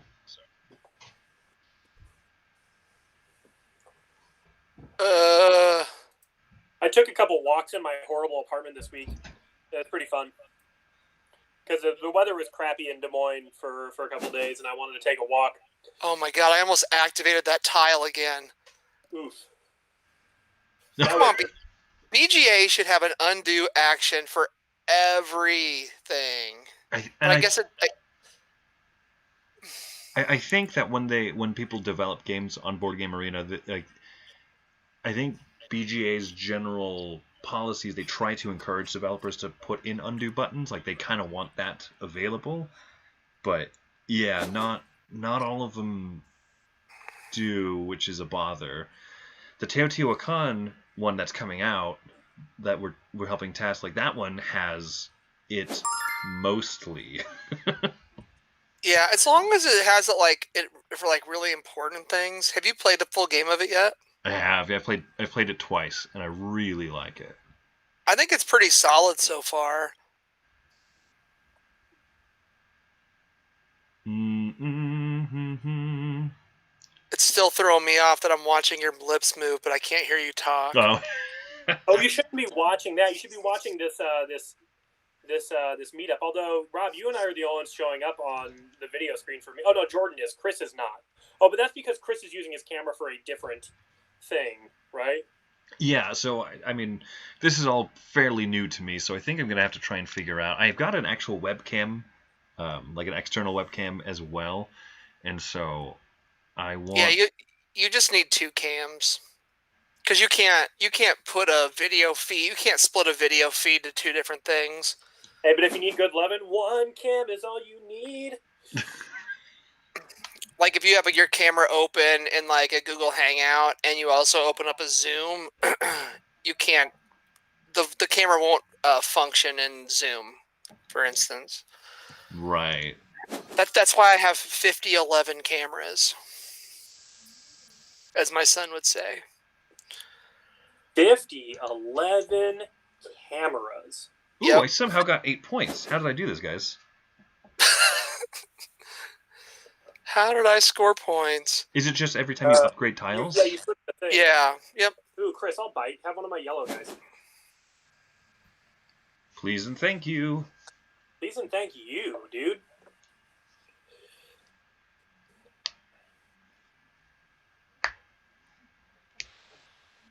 Cam, did you do any more unlocks? So you know how I've been working very little? Today I worked a really long day and sold a bunch of insurance. So I couldn't today, but tomorrow I'm basically taking a lot of the day off to do the proverbial J off, which I don't mean anything crude by. I'm just going to have fun, right? I'm going to do some unlocks. I'm going to play some video games.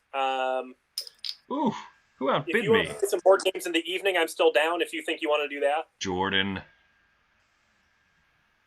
Yeah, we'll see what Amy says, but I think we're down. I mean, if she invited you, I think we're probably good to go.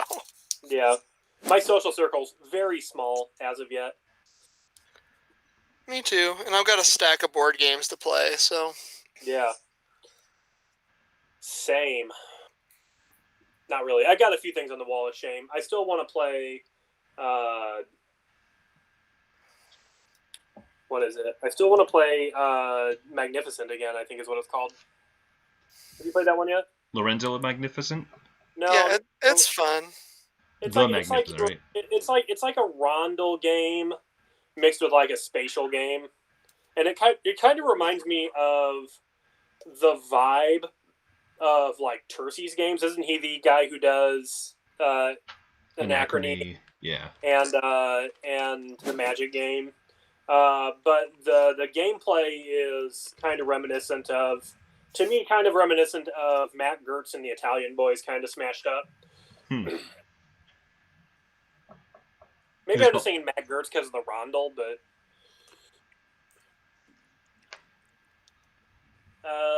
okay. Anybody outbid me on any of the stuff I love? Oh, I'm not going to be going first. That's for sure. I think Jordan. We can't hear you anymore, Jordan. I didn't know if you were. Oh yeah, sorry. I muted myself because I'm mowing down on some everything but the bagel. Nuts from Trader Joe's. Are they everything bagel flavored nuts? Those got to be so good. They do taste like an everything bagel. Oh, So, man. Oh, okay. I thought that was Chex Mix without the bagel chips, and I would have said send it back. No. No, they are almonds and cashews that taste like an everything bagel. Oh, okay. I could be down for that. But Would you describe yourself as a health nut? No, I would describe these as my wife doesn't want me buying another bag of Dots pretzels, so she got me these instead. Ah. I've got some bugles in the other room calling my name right now. I just gave Chris hecka yellow dudes, by the way. Yeah, dude, I appreciate it. 3 yellow dudes for me. Well, I want those pieces of wood. My co-host is proud for me stirring the pot on you, Chris. So hang on. So is Conniff? Is he the guy we met at the con? He was at ATB Con. But he was the one that came up and was on the podcast for a little bit, right? Yeah. Yes. Yeah. I didn't realize it then when we were talking to you in person, Conniff, but you have a great podcast voice. I said it once already. Well, as someone who occasionally gets complimented on his voice, I will tell you that I never tire of hearing it. When people are like, oh, wow, have you thought about blah, blah, blah, blah? Oh, I've thought about it. The person on our podcast with good voice is Ben, I think. Would you agree with that statement, Rob? Yeah, I hate my voice, so I know mine's not good. Although, like, I'm not crazy about the way I sound on the podcast a lot of times. Like, I think probably a lot of people find my voice obnoxious, but I don't find it that obnoxious. But like, I mean, not your voice, but maybe you. Oh. I don't know. Sometimes I feel like I was gifted with a face for radio and a voice for silent film. Hello. Hi-oh. I was gifted with a nice voice and a very bushy head of Asian hair, so. That's so Asian. Yeah. Yeah, I got good it's very fingernails, thick. nice beard. Look at that fingernail right there, guys. Ooh, that's shiny. Yeah, this is great YouTube content. Conniff says he's got a good voice, but nothing smart to say. I don't know. I mean, I got nothing else to say to you, Conniff. Sorry. You can usually give me a good hearty debate.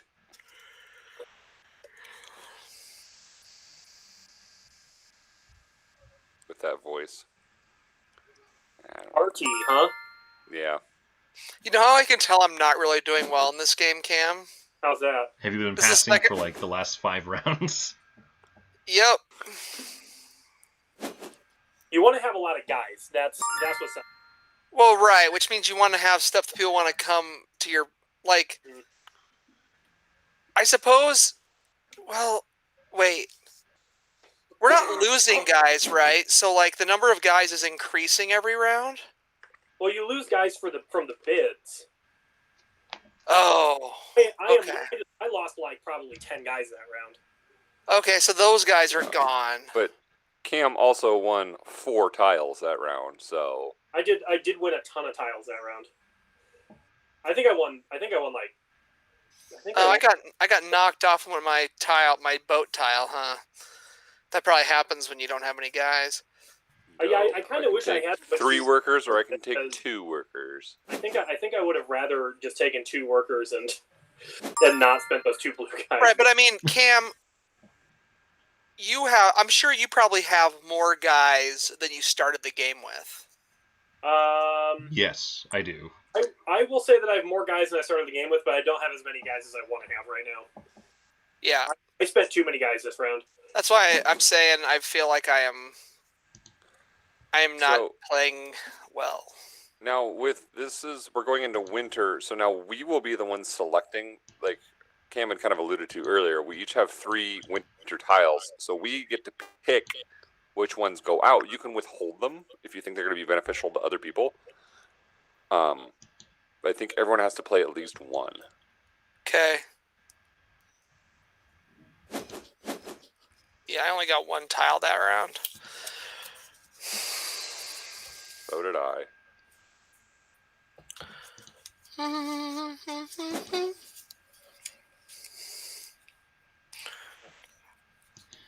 Ooh, How many times have you just like looked at your wall of games, Campbell, during quarantine and cried yourself to sleep? Oh, just because I want to play them so bad? Yeah, a million, billion, trillion.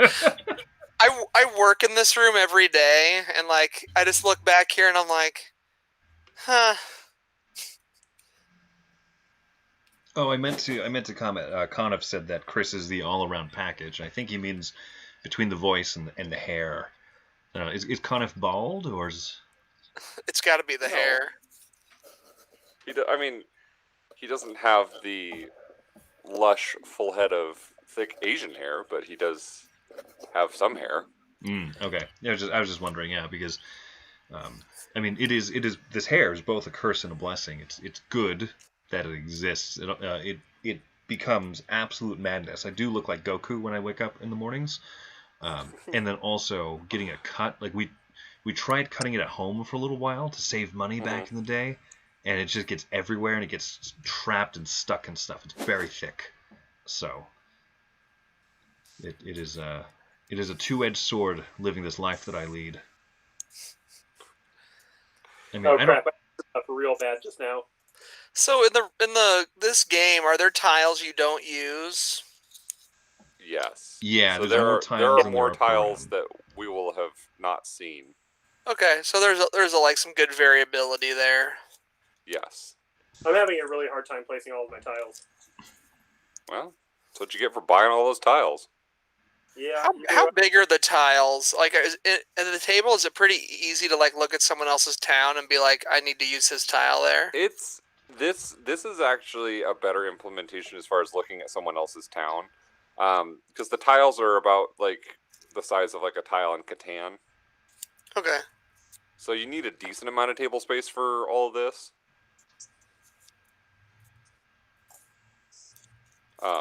But yeah, so like if the four of us were sitting at like a rectangular table, if you were sitting like catty corner to me, it'd be kind of hard for you to see all of my village. Yeah, I could believe that. I mean, that or the tiles would have to be like the size of plates, you know. I have to reload Board Game Arena because I goofed up so bad there. Okay. Where am I trying to put this? I guess. Is that the hack to get the undo? It's just to hit the refresh button on Board Game Arena? Cam just shuts his computer off.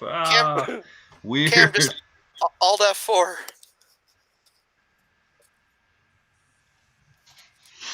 And what's worse is this is even on training mode, so we can't just kick out Cam for taking too long. Yeah, that's right.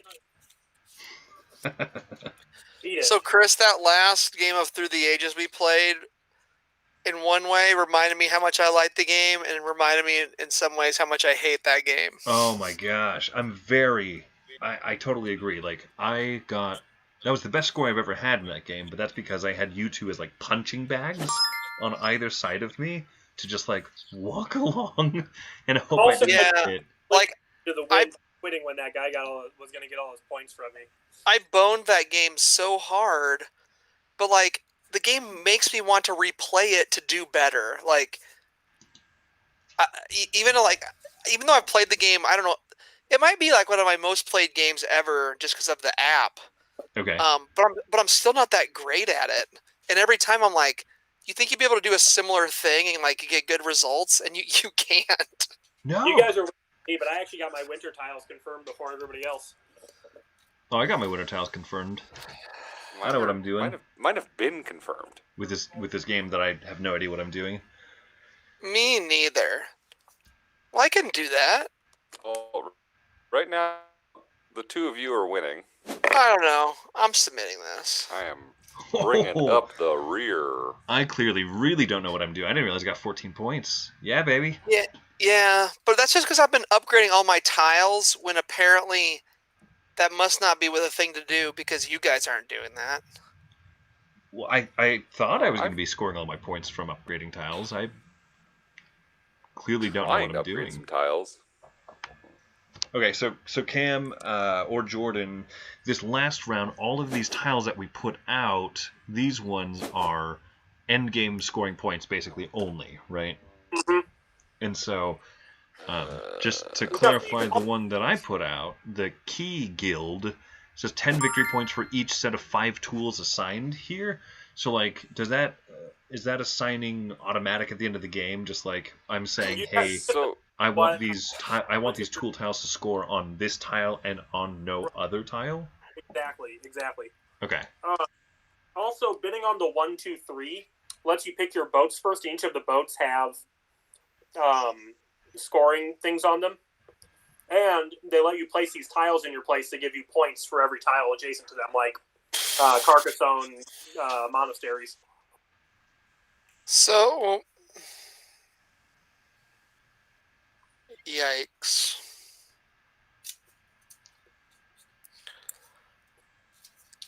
So, if you assign a thing, how does this work? Since these are the end tiles, if you activate the tile before you've won it, are you still activating it? yeah. Well, you can't activate the scoring tiles. The scoring tiles are just scoring tiles. Oh, so wait, so you can't activate the ones we just put out there? Right.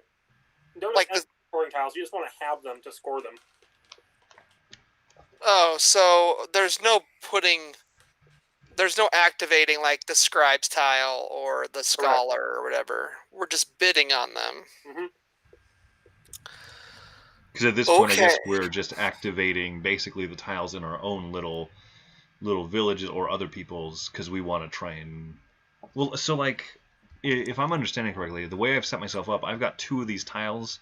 I've got the sawmill and the whatever this bad boy here is called, the sculptor, and those are just going to get points when I flip them over, right? Right.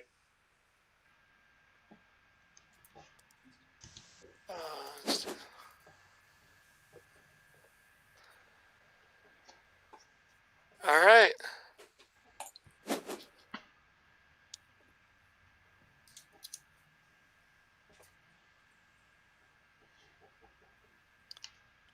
Oh, I'm a dummy.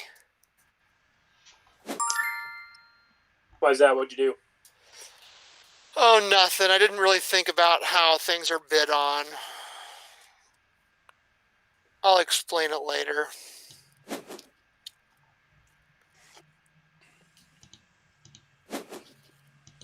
I should not have gotten so many tiles last round. I do not have as many dudes as I want to have right now. This is an interesting game to balance, it seems. Like, it is. Alright, so now I want to upgrade this bad boy. Whoa, going up to 21 points. Is that even legal? So I got this... I don't know if I should feel good or not that I have a lot of points. I got this entire boat here, this buoyancy-operated aquatic transport that lets me use any resource that I want for any upgrades. And I have only, thus far, used the exact resource type I needed on every upgrade. Yeah, it's nice to have the option, you know. Yeah, I guess. It's funny. You'd rather have it and not need it than need it not have it. Fair. It's fair, sir.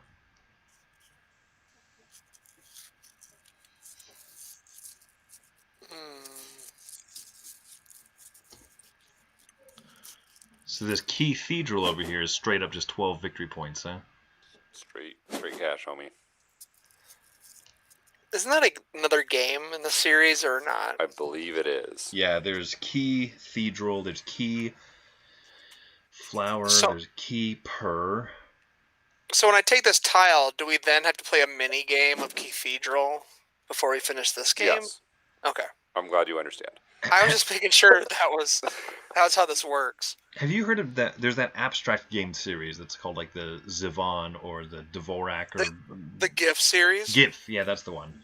Where apparently like GIF is the original one, and every other title in that series is, from my understanding, like a miniature challenge or action you could allegedly take in that game, where you then like pause and go play a game that was designed like 6 years later, and then the winner of that gets like a little benefit from that. Like it's, I believe the word is bonkers, but I might be wrong.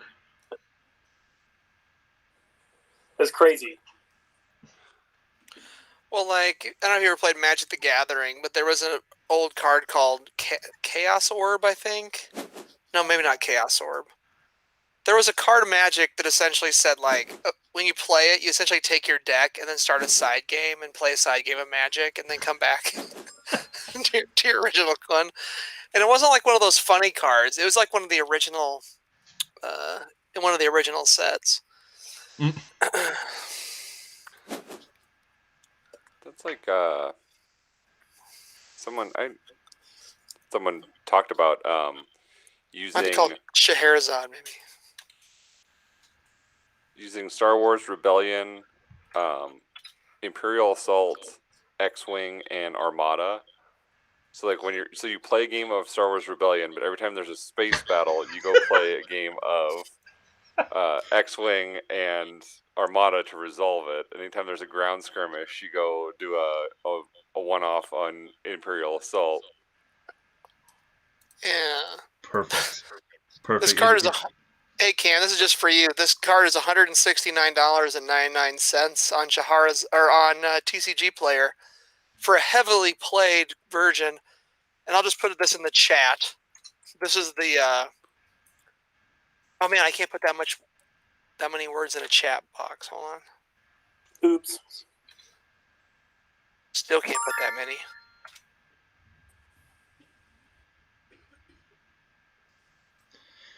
Look at Jordan bidding with all these green meeples that he alone is upgraded to. That's Fine. right. Spend 2 red and come on over and grab a greenie. There you go. That's the text on that card.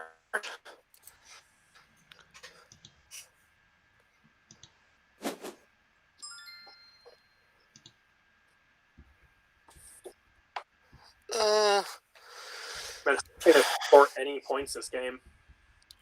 Points? It's so funny that, like, Hopper felt like he needed to have the one that lets him bid with any color of guy. I guess you needed to get that so we couldn't oust your green dudes, huh? Yeah, it was more of a defensive move. Yeah. Wait, what is the black resource? I don't think I've touched that all game. Coal? Well, that's... Yeah, Cam produces it. I think that's it. Where can I do that? You can get coal on this space right here. You can only get one, though, because... well, you can get one every time you go there. But you get one of each resource, and it'll pop it into your home area if you come use that spot. Okay, and it pops into my home area? Which is where you need to use the coal anyway, so that's pretty cool. Okay, so this magic card, Rob, that you shared.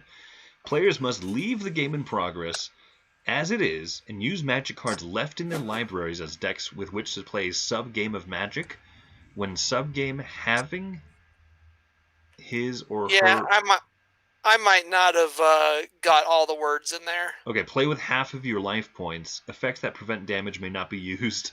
Yeah. The sub-game has no ante. Using less than 40 cards may be necessary. So just play a small side game of Magic the Gathering in the middle of your actual game. Yeah, with the cards left in your deck. And they mentioned ante because, like, ante used to be like, that was an OG Magic thing. Like, I think it was even like in the original rules. Like, you'd flip the top card of your deck over, and like you basically be playing to, like, win each other's ante card. But yeah, it's pretty interesting that you're playing a sub game just to see who's going to lose half their life rounded down in the main game.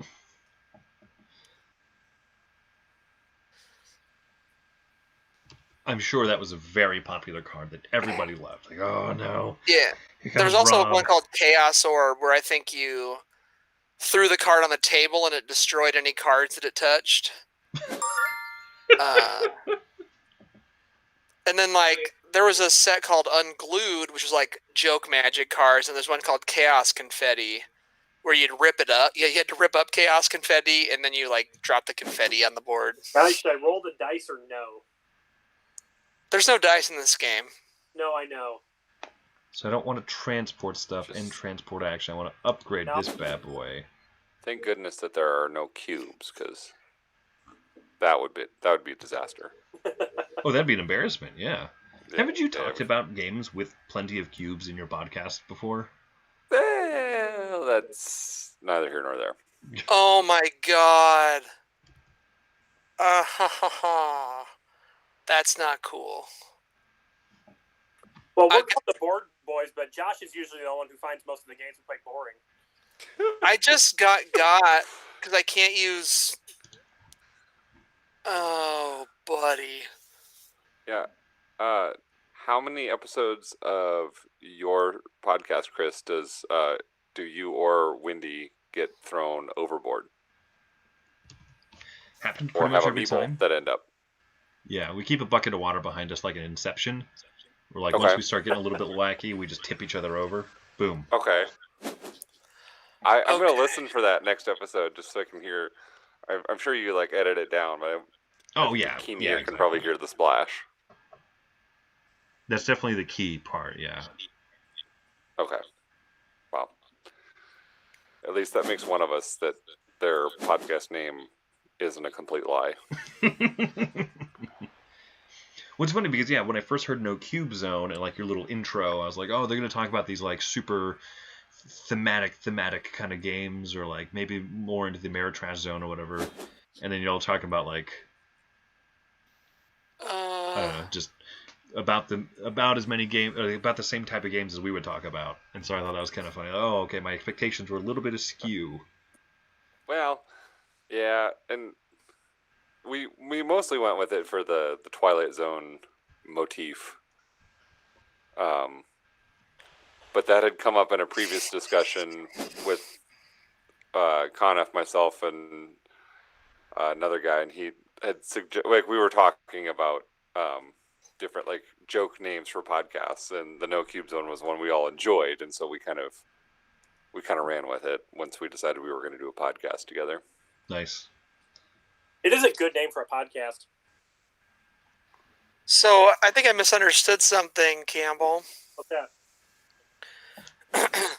The number on the tile is not how many resources you can move, it's how many total spaces you can move. Wait, what? Like, I just used this one on yours that's the 4. It means you can move. So I moved 2 resources, 2 spaces. Yes. Right. Yeah. That's bullcrap. Hey man, I'll make the rules. I thought it was just I could move 4 things. Awesome. I see now that I was mistaken. Mistakes were made.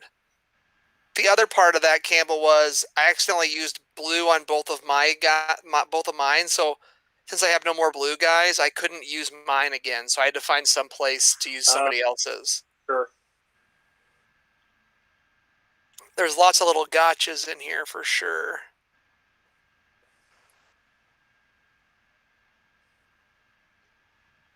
Does this play up to what, 5? 6. Ugh. Yeah, I'm trying to imagine what I that can would imagine be. that. I don't recommend it for any more than 4. I think 4 is a good number. I think Josh would like this game, Campbell. I mean, Maybe. if he didn't know that I like it, he probably would. Josh and I have a lot of overlap. That's kind of Josh's stick is hating everything that I like. But oh man, am I gonna help old Tony Lightning over here get 1 billion points? Yeah, I think I am. Please. Yeah, I'm gonna give you a couple blue guys. Now you just gotta find some yellow guys. I sure do. Oh, is that because Worked out nicely. the guys you have at the end mean something? For Jordan specifically, because he is getting that craftsman guild. That tile. Got it.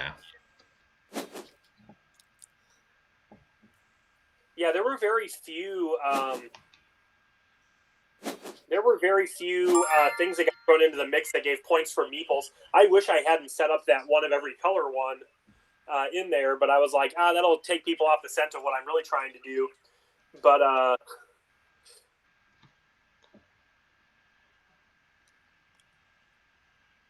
Yeah, it looks like there's a lot of either expansions or like just promos for this game. Looks like there's a lot of promos. There are Two expansions? two like big expansions and then a bunch of promos.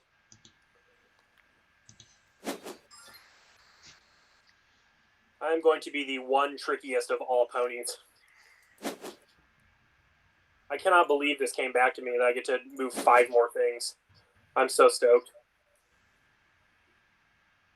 That's going to be some points right there. 1, 2. What? Why isn't this move authorized now? What are you trying to tell me, game? Oh. It does say best at 4.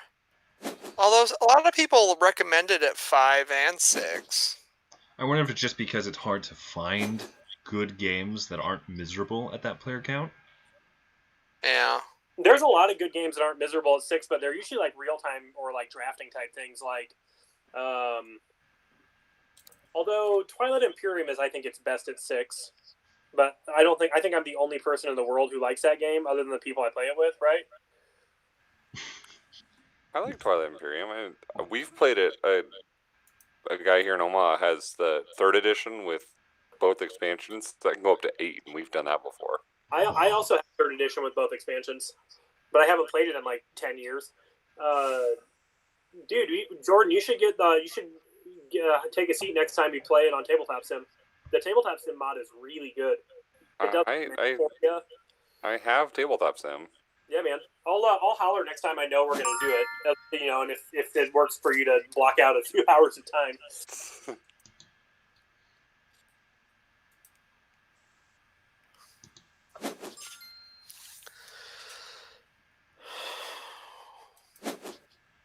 Well, I guess I'm going to go ahead and get 3 meeples for 2 meeples one more time.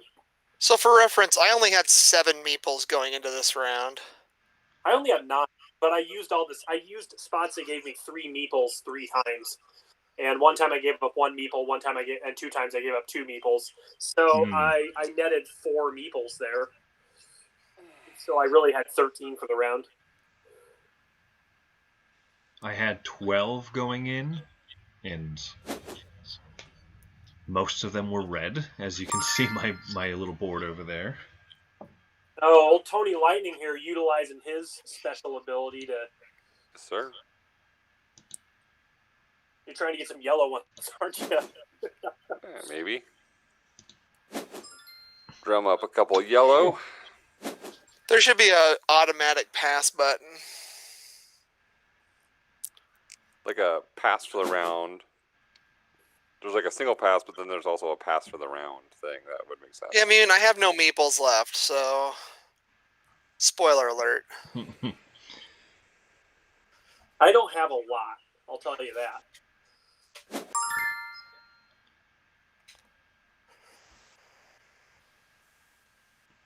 Oh, dang. Produces a wood and a gold. All right.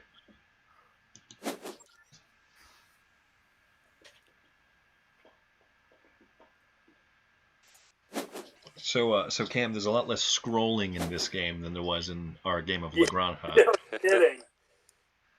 That was pretty brutal. I'm glad you said something about it, because I wasn't even thinking. I was just like, scroll down, look at this, scroll back up, blah, blah, blah. And I didn't even think that like poor people watching along would just be like, ugh. It was not an easy thing to follow, for sure. Chris is sitting back up points over here. Look at Mr. 35. The rest of us are mid-teens. What'd you do? I just grabbed nothing but tiles that like gave you 10 points when you upgraded them. Oh, yeah, that's what's up. Oh, but you're not like hanging on to a whole lot for. Well, what are you getting for endgame scoring here? It looks like you're going to get 3 points for each of your equal things, and 10 points for the other 5. So maybe you have a ton of those. Oh, that's right. I forgot that you have to I forgot that you have to Use them for one or the other. use them for one or the other. That's right. Well, whoops. Oh well. Sure would be nice if someone now booted me out of one of those.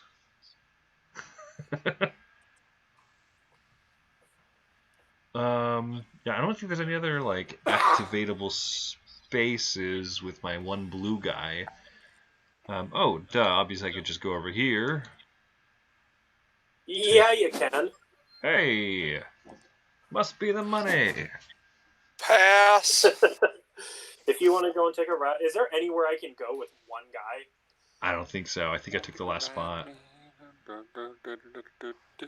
Go activate my boat. You could.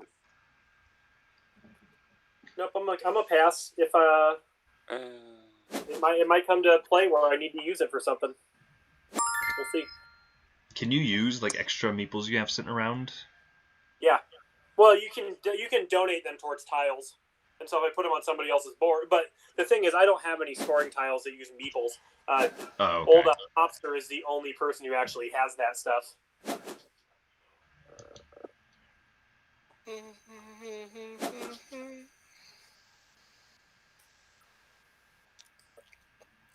Sack disaster.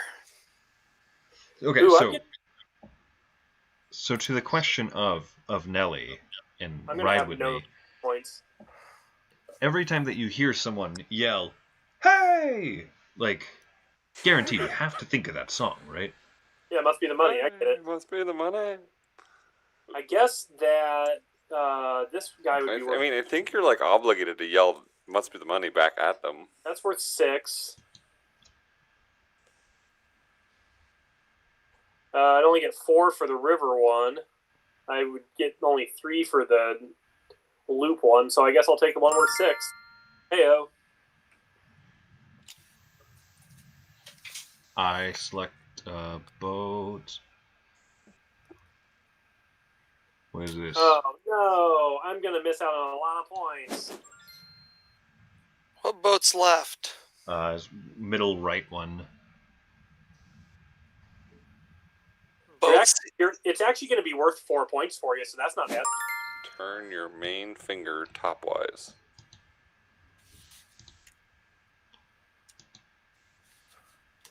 Got that river. Wait, what? What's going on? What? Oh gosh. What's happening? What am Someone I else doing? having issues? Nope. Oh, I didn't hit okay. All right. Yeah, I was having issues, but that's because of my own incompetency.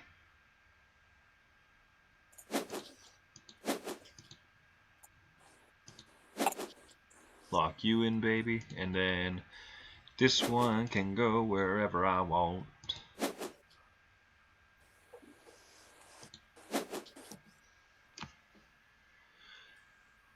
Who had the most tiles?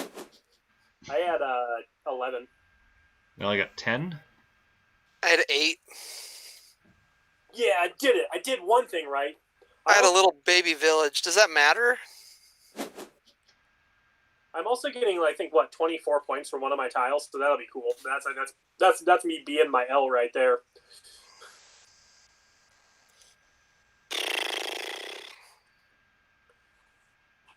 I think you got most of your tiles in the fall round, or not the fall, but the summer. The one before this. You went ham on the tiles, Cam. Yeah, I actually did get all of them but 2 upgraded. And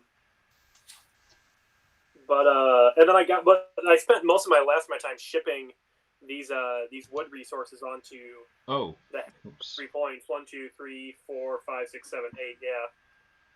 What is the point of this one? At the end of winter can be added to a player's village, granting 1 victory point per each neighboring tile. Oh, so I set up my village incompetently. Yeah, I did too, but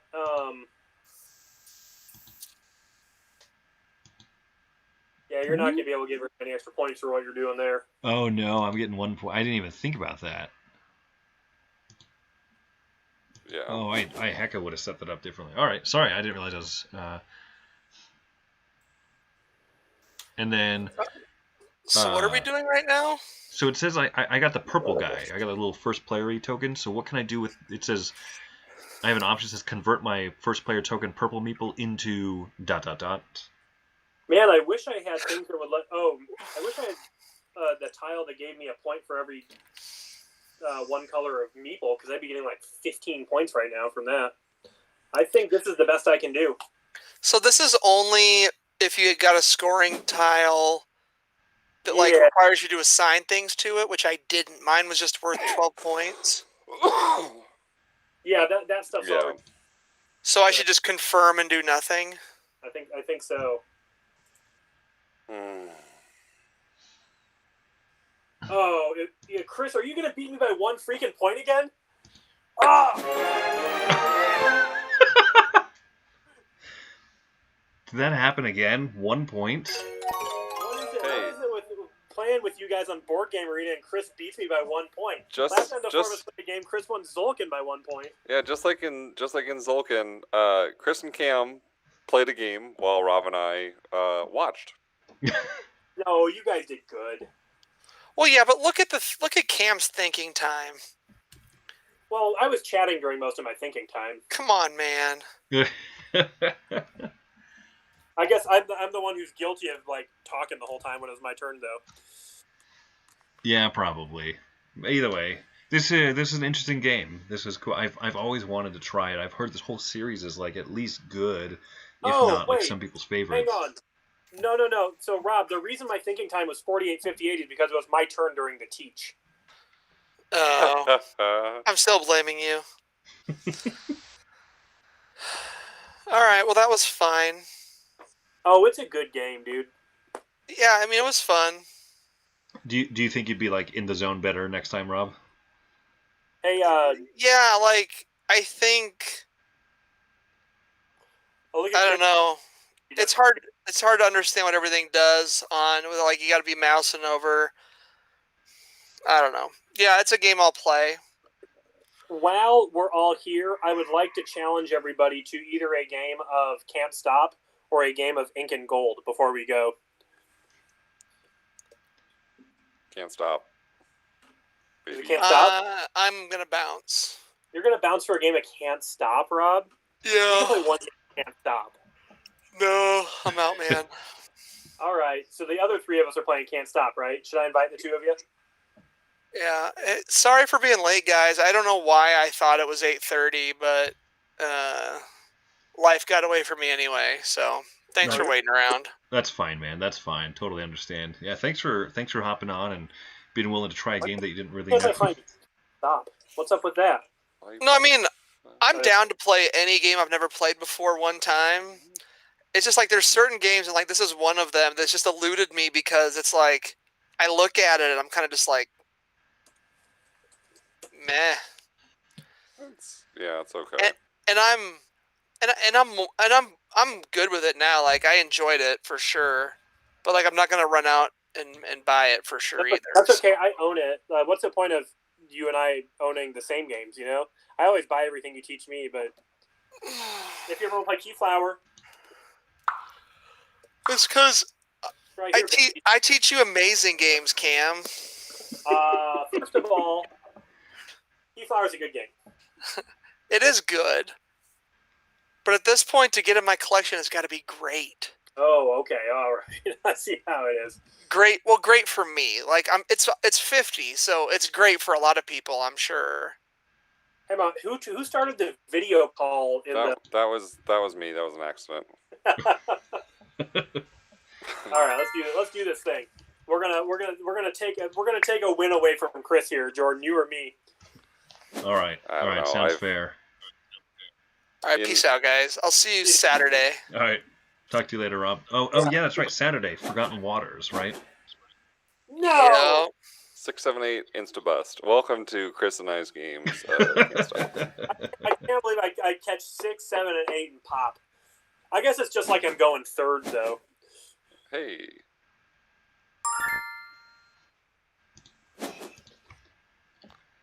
Wow, I had 2 rolls in which I've had no choices. I'm going to stop there because of what I've seen happen to you guys. Yeah. Oh, 6, 7, 8 bust. Chris gets 2 12s. Sure. It's a Oh, broken Chris- algorithm, I'm sure. No problem there.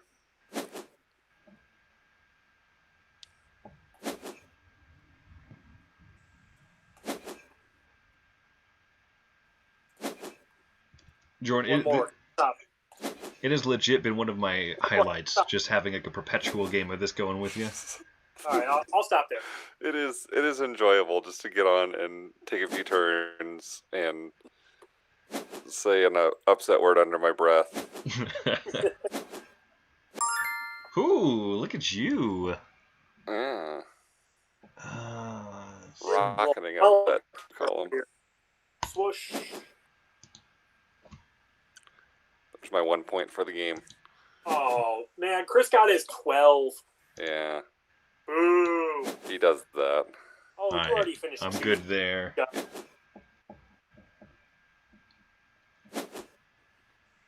Yeah, I have learned so many games since quarantine, but they've all just been board game arena games. Like, well, actually, I've had a friend of mine lend me a few of his games because he's like, I'm not playing literally any of these, and so Wayne and I have played like a couple of really good ones as well ourselves, but most of them have been on this website. I've been doing a ton of tabletop simming ever since I kind of got used to the controls, and it's kind of freeing. But I do love board game arena. I've probably learned 10 games on here, and La Granja being the crunchiest for sure. Oh, I debated on stopping there, and I'm glad you did. I need to keep that 8 going. That's all I got going for me. That and that sweet Foer. yeah, I'll let you have the 8s then. Oof, oof. Apparently, I'll let you have whatever. Oh no, I'm not getting either of the numbers that I want. And I'm still not. That's still what's up.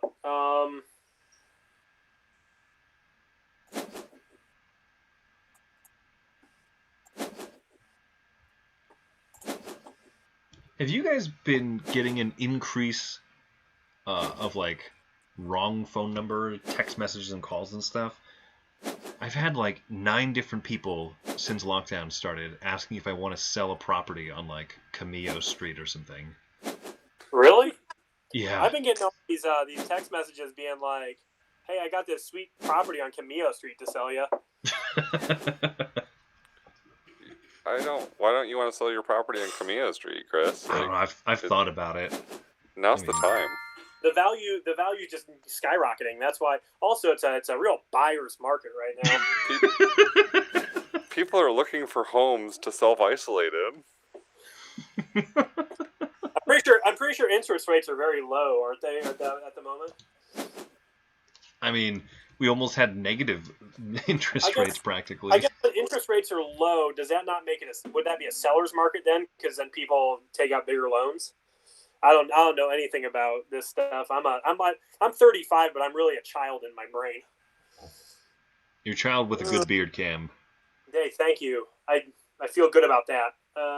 I'm still not going to be able to get any of the numbers that I want. Yep, that settles it.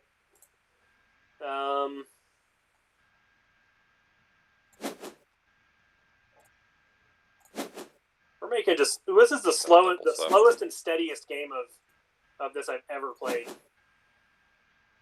Whew. Ooh, there we go. Close out that 10, baby. There's a 10, and you're within striking distance of the 7. Yeah, that's solid, man. But I haven't rolled a 4 in 3 turns, or an 8. Man, I love this game. I love just how... It's a fantastic game, really. Yeah, it's just ridiculous. Where, like, if you fall a little bit behind, you just absolutely feel compelled that you have to push your luck more, which is definitely the wrong decision, but I keep doing it. So this game causes me to say one of my more obscure Simpsons lines that I just use in my head all the time. Which one is that? So there is an episode where they decide that they're going to get a pool, And so there's like this whole like little mini montage of them like putting a pool together, but it ends up as a steel barn. And then this Amish guy walks out from out of frame. And it's like, "'Tis a fine barn, but it ain't no pool, English." And then Homer goes, "Doeth?" And so I think "doeth" a lot. I think of, yeah, that's a mighty fine looking grill. Why doesn't mine look like that? Yeah, that's. All right, let's ride these bad boys at the top here. Ooh, here we go. You can overtake me in 4 and or 8 right now. Ooh, huge. Ooh. You. Oop. Oop. Gotta take the double 8. Should have taken it last round. No! Chris. Oh, poor sweet Chris. Oh, that was beautiful. Right. 6 and 8.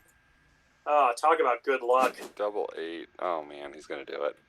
Double This, 6. if I don't win right now, it's gonna be insane. There Oh. it is. There it is. Yeah, Chris, that's right. Beat me at 3 strategy games in a row. I'll clap back with a luck game. That's right, baby. Oh, dude, that was fun. That was fun. I gotta bop on out of here too. I got stuff I gotta do before I hit the sack.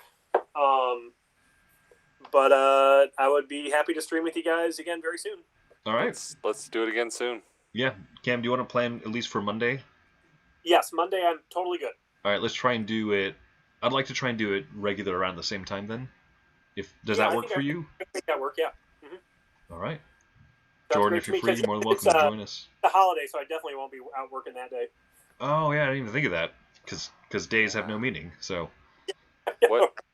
What time? 3 o'clock. 3 o'clock Central, right? Yep. Okay. I'll see what I can do. Cool. Well, good hanging with you guys. Thanks for having us on the Meeple Overboard live stream. Yeah, for sure. And then, yeah, we'll see if we can, like, cross-post or cross-stream or whatever. Anyway, Yeah. cool. This All right, this has been fun. Thanks for teaching Keyflower, guys. Yeah, This thank was you a good initial gathering of Ice Pick, a.k.a. Meeple Overboard Boys Zone. Yeah, a.k.a. the Juggalos, because this has been a gathering of the Juggalos. Because they had to do the gathering online this year, because they couldn't do it in real life. Oh, that's right. I remember that. Remember hearing that. All right, anyway, before we talk too much more Juggalo, we'll see you all. All right, later. Bye.